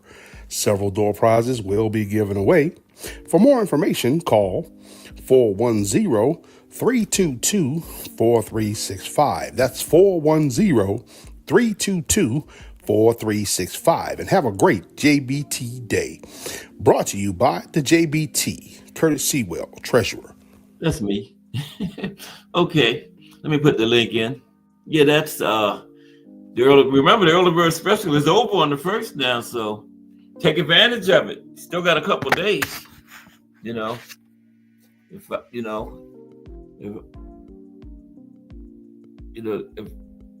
I would suggest you to pay the $20, save $10, man. You know, you can do a lot with $10. Like I don't know, but if you can get it for $20, why pay $30? You know what I mean? And that's coming up the 1st. The early bird special is over. The Melanin Queen 27 has all the information you need, and it's going to be a great time, though, man. March 28th, February 28th, the day before the Tank Davis and Lamont Roach fight, okay? And you can win a ticket to it. $10 for one entry, 3 for $25. We got our block special. And get your $20 before Saturday, automatically put you in the running for a ticket. Okay? Can't beat that, man. I heard some people paying $6,000 to come to the fight, and you can get it for $10. You know? You can get one ticket for one try for $10, 3 for $25, or pay that $20 before Saturday. You automatically in it.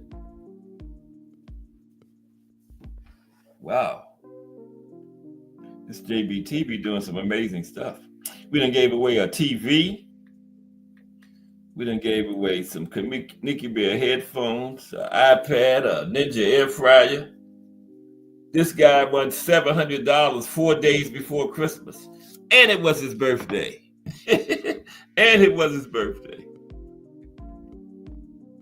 So yeah, who gonna win that ticket?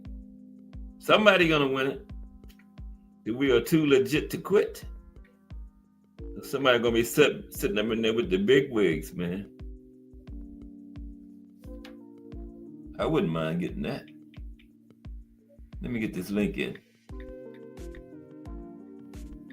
And don't forget, you got until Saturday. Is Al Booker in here? Because he had asked me when I was going off, did I get his 20? I got it, Al Booker. I don't see him in here today, but yeah. I sent him a message telling him that I had received it. I didn't see the comment till after I got off the air. Yeah, he sent it during the show.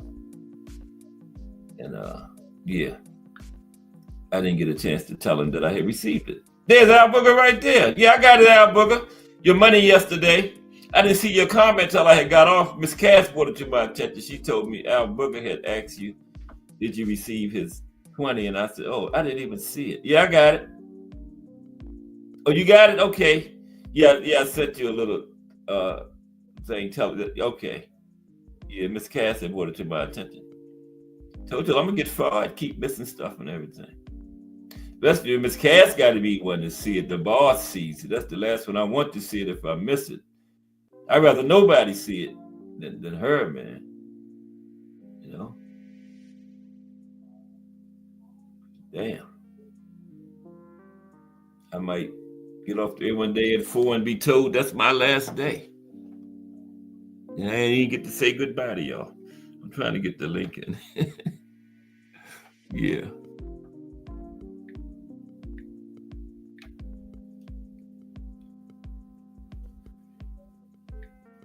I gotta be quiet for a minute.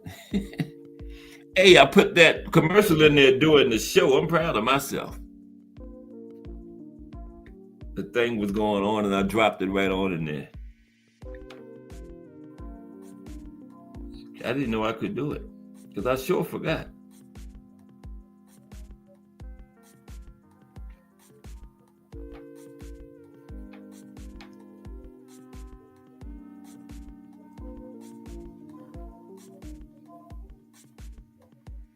Okay, here we go.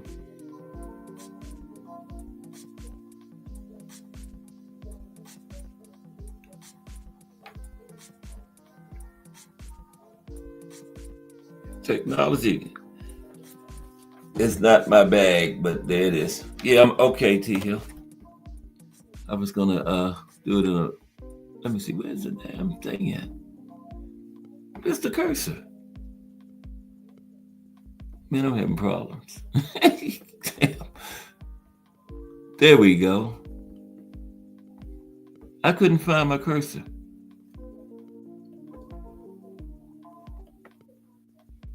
T is doing it again. Another meet and greet, this time in Brooklyn, New York, during the Tank Davis versus Lamont Roach fight week. Friday, February 28th from 8 p.m. until midnight. If you're planning on being in town for the fight, pull up on us at the meet and greet. Tickets can be purchased via Cash App at JBT Network 1. That's JBT Network 1. There is an early bird special for $20 from now until February the 1st. Then it's $30. That covers entry and food. There will also be a cash bar, so make sure you get your tickets early. Only a limited number of tickets will be sold, so make sure that you are in that number. Several door prizes will be given away.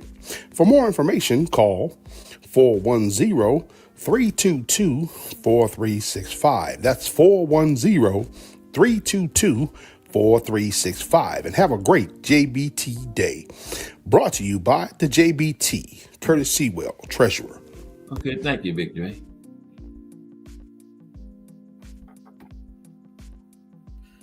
And why?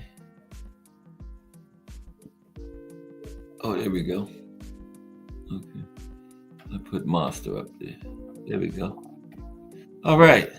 The link is in there, I think. I guess it's in there. I hope it's in there. It's in there. Thomas Hill made it. What's happening, T Hill? You got the game, my man. Just talking this boxing stuff, that's all. That good boxing. That good boxing. Telling people they better jump on that $20 deal because they only got a couple more days, you know. Couple more days to get the whole shebang. Right. The whole shebang bang. Who's gonna get the ticket? You know? Who's gonna get the ticket? That's all I want to know. Who's gonna get the ticket? Yeah. That's right. You know, who's getting in the building? Yeah, the drawing is a week before the event, you know. Yeah. But if you get it all in one fell swoop, 20 gets you everything. Everything. A chance to get in the building. Mm-hmm. The ticket. I don't know. You eat good food. Man. You might even talk to the people that know the people that might even get them to the backstage. That would be cool. That would be cool. Building, you never know what's going to happen then, right? They can find you because they would know where the ticket is. They can find you and say, come on back. Chill a little bit with the champ. Yeah, that's right. You know what I'm saying? That would be cool. And cool as the other side of the pillar. Shout out my guy, Cal. It might happen like that, you know? It could You happen. need to get one of them that run that. Yeah. Yeah, that would be nice. You know, see if we can straighten that over with the tank team. Yeah. And see if we can get it through so that, you know, that's even more greater incentive to get that ticket, that golden ticket. That's a good idea, man. We got to bring that up, you know? Yeah. And I was thinking of something, but I forgot what it was.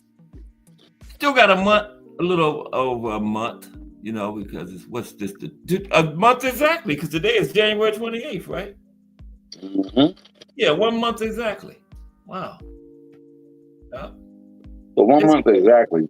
But in all actuality, you only got a couple of days to take advantage of it for $20. You get that, yeah. $20 gets you the ticket. Saturday. It gets you drawn into the raffle. It gets you drawn into the meet and greet. And it gives you a chance to win wonderful prizes, including a special prize that we don't know exactly what it is. But I can imagine giving the people that we deal with that it might be something special. So Yeah. $20, man. Payday Friday, you better get it in. That's right. Get You it still in. got one day Friday. You know? Yeah. That's right. It's going pretty good though. It's starting to get better. Always these things like the closer you get, that's when it starts to get more and more popular, you know? Absolutely, man. I'm gonna say one thing. Mm-hmm. Vasquez is a great fighter, bro. I've never had anything against him. Which one? Is Marquette Israel? Israel. That Marquez fight, though, that Marquez series, I thought Marquez won 2 of those fights. You did? You didn't get Israel the last 2. Yeah. Yeah. That was a good trilogy. It was good. It was great fights, all 3 of them. Mm-hmm. Yeah. Vasquez just passed away like about a month ago or so. Or was it in December? About a month. Within the last couple of months, remember they did that thing for him on ESPN? Yeah. A little tribute. I think it was in December. Yeah. He wasn't that old neither. You know, I don't know exactly what happened to him, but great fighter, man. Yeah. Yeah, he was a great fighter, man. Yeah. Not more respect for that cat. Mm-hmm. Yeah. And that's on the award. Yes, he was. That's why, you know, it's amazing the disrespect that they give people because they don't like other people. So because you don't like a certain people, they happen to fight these type of people, you disrespect these type of people to disrespect that person. That's crazy. Man. It's been some truly great fighters that have been from Mexico and have embraced and embodied the Mexican style. And they done whooped a lot of tail. Yes, they have. Including people that look like us. And yet still, to assault somebody that is one of us, you assault them. That's crazy. I know. It is. Yeah, we doing that tomorrow, that Mexican style. Yeah. Oh yeah, that's gonna be a dance. Yeah. Mm-hmm. It's gonna be a dance, guys. That'd be so many great fights. I know. So many great fights. Don't even really have time to cover all the great Mexican fighters, man. So many great moments. So many great fighters, so many great fights, so many great moments that embody boxing, the history of regarding those people and their style. Yep. You know, Triple G used that Mexican style. Man. He mentioned with that, man, you know. Not just Mexicans. Fought in that, you know, that aggressive, I call it pressurized. Pressurized boxing style. They just what they have done was made it something of glory. And people who say this stuff kill me because they know that some of the most glorious fights that happened with that style in particular.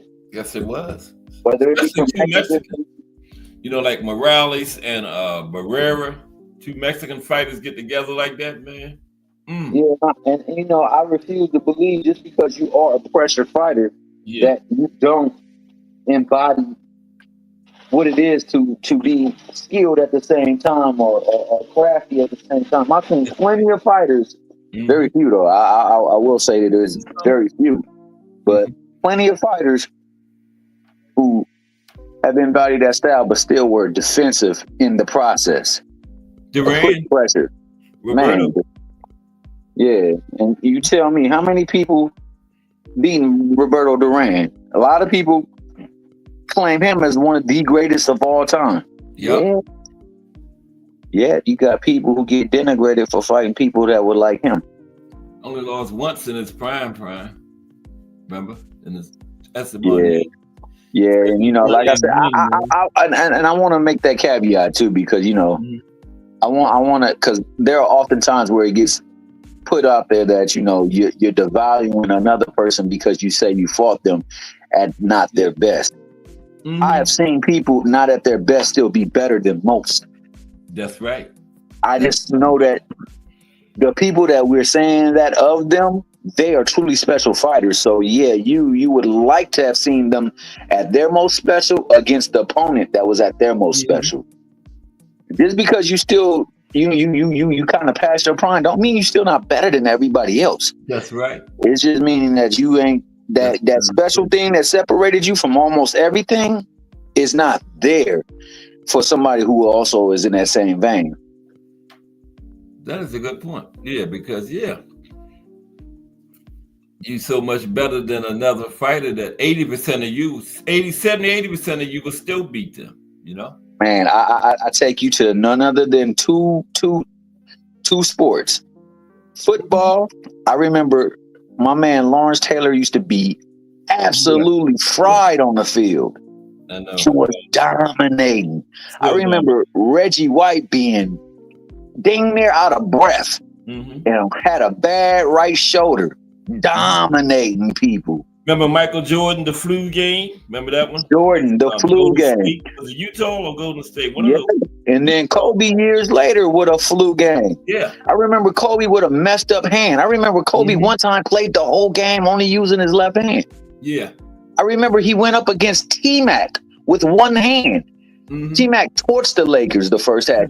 Kobe said, I'll stick him the second half. He scored 6 points. Them guys are special, man. Because remember, Michael Jordan, they had to help him during the time when they had to help him off the court to the bench. But when the game was on, he was gone. He scored 40 points, but could barely walk off the court, man. Them guys just got that extra something, man, you know. Indeed, the only thing that I will say as a knock on folks is this. How you relate to people and how other people relate to you. That's the truest character. I mean, test of character, man. But otherwise than that skill, you cannot hate on somebody who, even at their not best, is still better than dang near 95 to 98% of everybody else. And that's those people that we're talking about. Now, when you factor in that they're older, so Jordan, older. Yeah. Still better than most of the people in the league. But the truly greats, nah, he not on their level no more. Right. He can compete, but he would just be competitive, whereas once he dominated. And that's what I mean when I say what I say. Like, I have no disrespect to a Rocky Marciano. Joe Louis was not the same Joe Louis that he fought when he fought him. Rocky admitted that. Rocky didn't want to fight him. But Joe Louis, this is where that goes away, though. Joe Louis did go up them stairs. And once you go up them stairs, you sign on to the fact that you are committed to win this fight. Right. And you got to give him his respect for beating him.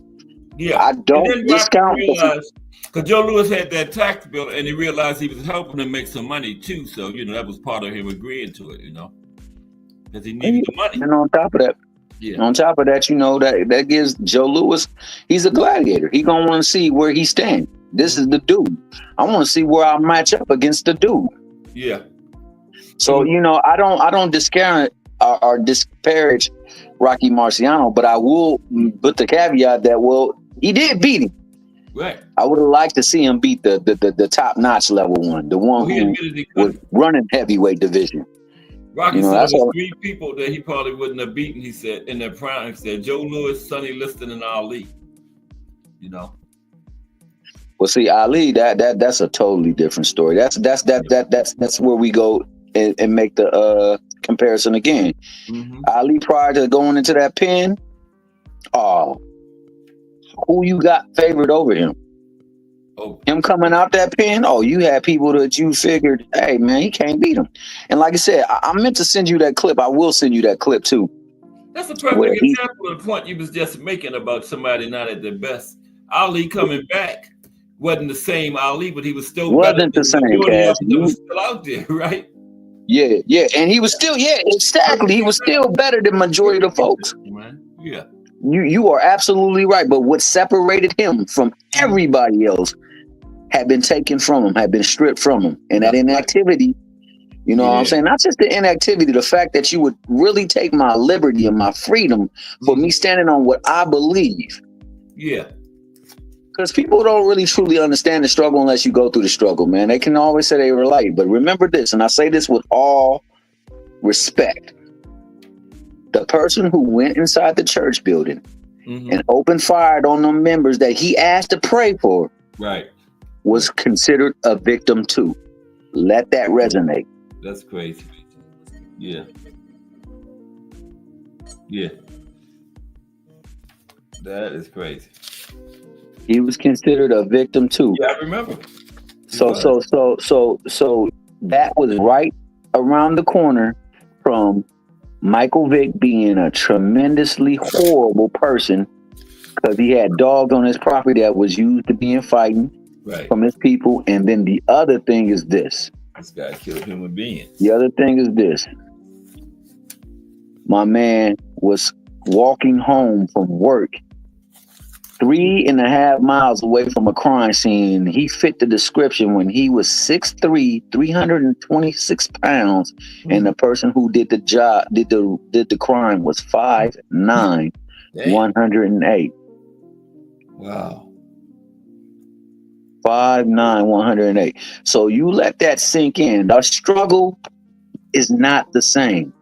And you really don't know because it has not affected your backyard. Them people who went through these fires in the California area over there near the mountains. Oh, yeah. Nobody knows how they feel because they didn't have that same thing impact their lives. But to have everything go up in smoke, not too many people can recognize or relate to that. Yeah. You can empathize, but you never truly know what it feels like because you've never been through it. Yeah. So that's why I say what I say, man. Like, honestly, to go to the point where you're a free man and because you don't support something. Yeah. You don't support something that, you feel ain't supporting you and you get put in jail for that. That does something to you mentally as well. Not only does it take away from your physical peak because you're no longer able to do what's necessary to keep you at tip-top shape. The mental part is the worst of it all. You know what I mean? The mental part is the worst part because that's honestly what separates people in that ring. Truly, truly, truly. Mm-hmm. I've seen some less gifted people really, really accommodate the ring well because of how they knew how to do it. Yeah. So, what's up, y'all? Case in point, Mayweather was a smaller person than. Oh, my bad. Somebody else did. That was Jaw. Oh, okay. I'm gonna let Jaw cook. Go ahead and cook.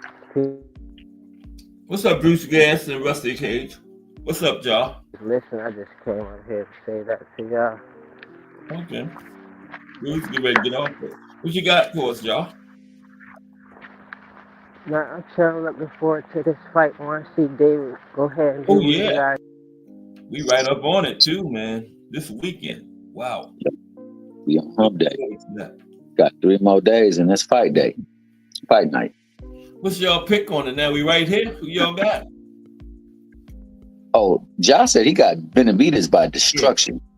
Yeah, I got Benavidez too. Well, while I say that it's gonna be tough for Morrell, I think the fact that Morrell has actively been seeking for this fight, mm-hmm. and in the process been called too many female genital parts. Yeah. And he's really trying to focus. I think he's going to be poised for upset victory. Run it again. Oh no, that was a mistake. No, we can leave out on that. That's an excellent way to leave out. I saw that. I thought there was somebody in the back. That was the commercial. Damn. Yeah.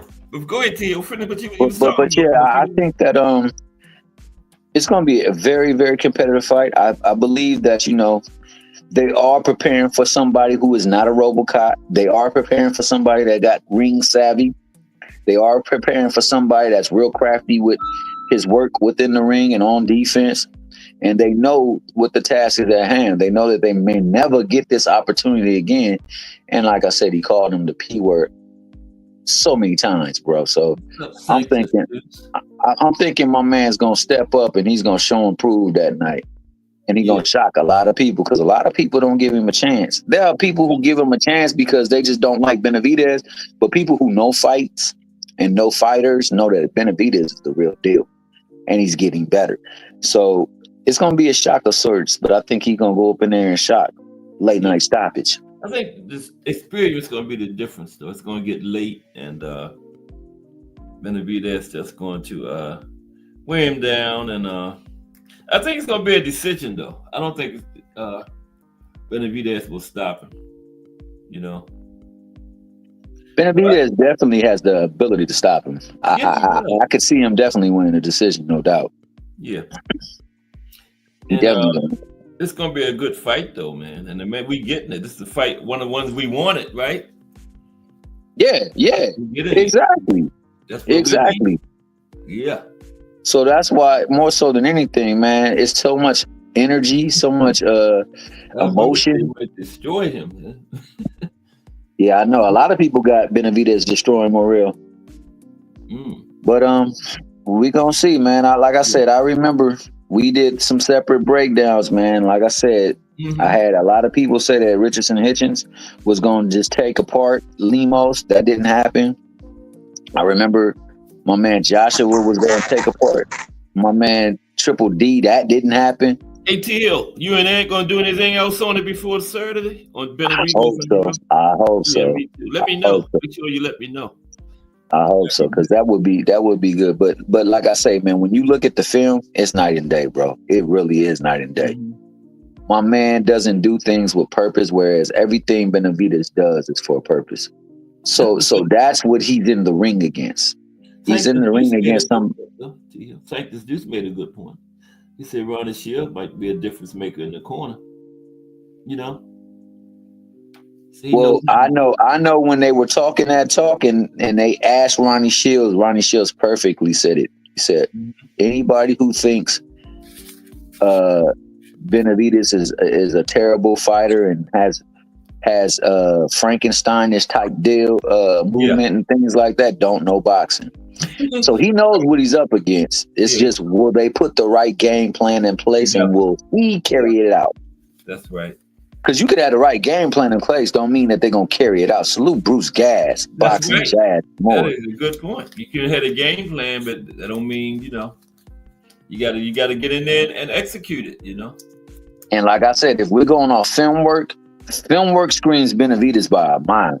So that's why I understand what Al Booger is saying by he gonna destroy him. I understand what my man Jareel Hadi saying when he say it's gonna be a show of epic proportions of styling on Morrell, the young pup. And I definitely understand why my man Flossie and my man Ant McQueen say what they say, man. But like I say, I just see something about this in this matchup and this charge of energy between the two that's gonna scream, we gonna get a heck of a fight. And I think my man gonna finally get his vindication from all those P words he was called, man. Yeah. Benavidez called everybody. He was calling Plant that. Remember? I still be laughing about when he threw the belt at him, though. But when I say this because only I see the fact. I see the potential. I know that in this fight, it's potential versus experience. And honestly, experience and skill. So I don't want nobody thinking that Benavidez is not a skilled fighter. That's far from the truth. When you look at him, when you break his film down, this man is highly skilled and he knows what he's doing in the ring. That's a hard thing to overcome. So the thing is, how would you prepare for it, and will you really truly get the most out of your potential and your talent? And that's where the way he beat Boo Boo. Yeah, man. That performance. Yeah, but in that fight though, Boo Boo had some success early. That's what I'm saying. He did early. And Benavidez made the adjustment, man. Benavidez definitely made the adjustment. Yeah. My man did tire up and he did get clipped. You know what I'm saying? He got clipped because my man threw a punch where he would be, and he caught him. So like I say, it's gonna be tough, but we gonna see, man. Because this is his fight that he went up. He went up a division to get this fight, man, and I respect that. I respect Benavidez for taking it, and this fight will propel them, the winner, even the loser, to bigger and better things, man. So. Al Booker said the reason he going so hard on Benavidez is because of you and Ant film study. Oh yeah, no. The film study, like I said, the film study show a marked difference between the two fighters. A marked difference, and like I said, it's more so on the application of skills, the application of how you use your feet, the application of where you punch, how you set your punch up. So these are the things that Morrell got to worry about. Yeah. But if they prepare for it, they truly take the respect that they need to have for him as an opponent and prepare for him, they're always around it. Because, like I say, man, you know, I know. This was one of the talking points that things drastically changed since the what's his name? What's the fighter he fought that came up on short notice, on like 3 days notice? Morel? No. Benavidez fought him. The brother. Oh, damn! I can't think of his name. I know who you're talking about though. Damn. Yeah. Morel. I can see his face too. Damn, I can't think of his name. Can't What think was right you say now. about that fight though? He showed me that, you know, he still can be hit. Now he's gotten better since that point, so you know it's gonna be tough, but he can be hit. Now if that young buck can hit him, then hopefully, you know, they do what they need to do to make sure that he can hit him. Because if he can't hit him and it's all Benavidez, it's gonna get ugly quick. It'll get ugly real quick. Yeah. And I'm looking forward to a great fight. I'm looking forward to a great fight. Me too. The fans gonna win that. Yeah, you ain't never lying. Saint this Deuce put it in there, Darrell. You talking about Darrell? No, I wasn't talking about Darrell. No. I was talking about what's his Davis? Kyron Davis. That's it. Kyron Davis. Yeah. Kyron Davis. Yeah. And see, to Benavidez's point, he's gotten a lot better since Kyron Davis. Oh yeah. A whole lot better. It's been leaps and bounds. So Morel in for a tough wrench, and he gotta keep his head off that line, and he gotta move his feet a little bit better than what he does, man. Oh yeah. Yeah, definitely. But I will say, the people who think Benavidez don't have defense, man, he has defense going forward, bro. Mm-hmm. And the people who think he don't move his feet with purpose or well, he might not look pretty doing it, but it's for a reason. And he does it nicely, effortlessly. And there are times where he even switches up and changes stance. So, dude is tough, bro. He tough. And he got IQ against IQ is off the charts. His IQ is off the charts. That was really impressed me, man. His thinking in there, you know. Yeah, I agree. I think the only thing that I have a problem with that fight was that Andrade chose to come in that ring 190 pounds. Yeah. There was no way at 190 that you never walked around at that weight. Never been up for it like that before, man. You never been in a ring at that weight. How do you expect that you're going to challenge somebody that's been your toughest opponent? Yeah. Of all time? How you expect to deal with him, man? That's not going to be feasible. So that was definitely a mistake. Yeah. That's a hell of a mistake. Yeah. One that my man capitalized on big time. Now, let's not take nothing away from Benavidez, man. He did everything necessary to win that fight, and in the fashion that he did. Yeah. He made all the proper adjustments. Yep, he sure did. But by the time round 4 came into effect, my man had his mouth wide open. Yeah. You know what I'm saying? When you fatigue, so easy to be taken advantage of. So, you know, he did himself a major disservice. Whoever came with that, they was wrong. His pops should have smacked himself for that. And the referee, remember the referee went and told him, man, you have to do something this round. I'm calling it. Yeah, but he wanted to call. He wanted to call because he couldn't move no more. You see how tired he was. And on top of that, he was still kind of had his bell rung from that punch. Right, he sure did. So, you know, hey, man, I respect that. I can definitely, if I know I can't defend myself and I'm going against a dude that ain't gonna stop, oh man, ain't gonna get better and better as it goes on, you know? Yeah, the way he tried to play it off though, that was something else. I mean, you wanted that fight stop. You didn't want no more action, dude. They say I can't go. Like, what you mean? You know you can't go. That's what they say. I mean, if they're gonna stop it, I mean, what can I do? No, you can say, "No, don't stop that. I'm going back out there." Right, he didn't say that though, did he? No dang way he wasn't gonna say that. It was about to get ugly. It was about to get. Yeah, man. So I don't know, man. Like I said, I could easily see it being for Benavidez. Matter of fact, everything speaks to Benavidez, but like I said, also everything spoke to Joshua. Everything spoke to Hitchens.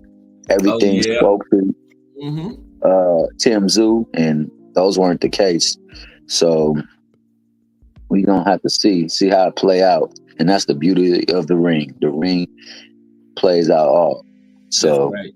They got to get in there and do it.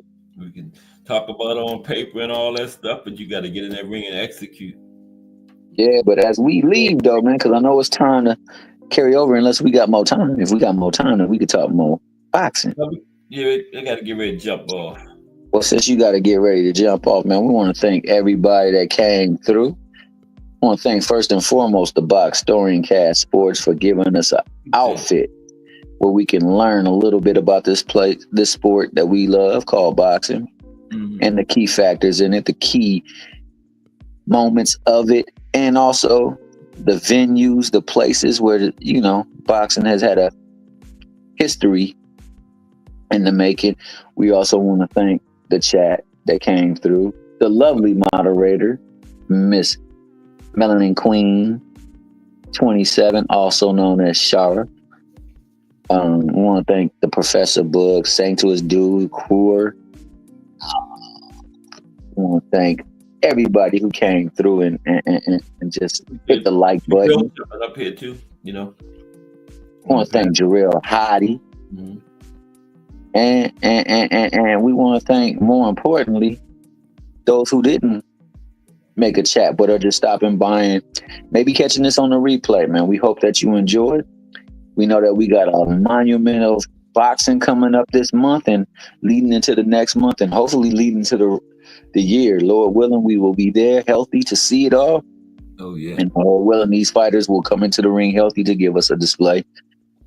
And last but not least, if you haven't heard, there's this thing called the Early Bird Special that the JBT is offering for a chance to not only come together with us who cover this thing and sharing the thing we love amongst one another with good food, activities, you know, wonderful people, special guests, hopefully, but also there's a chance to win prizes.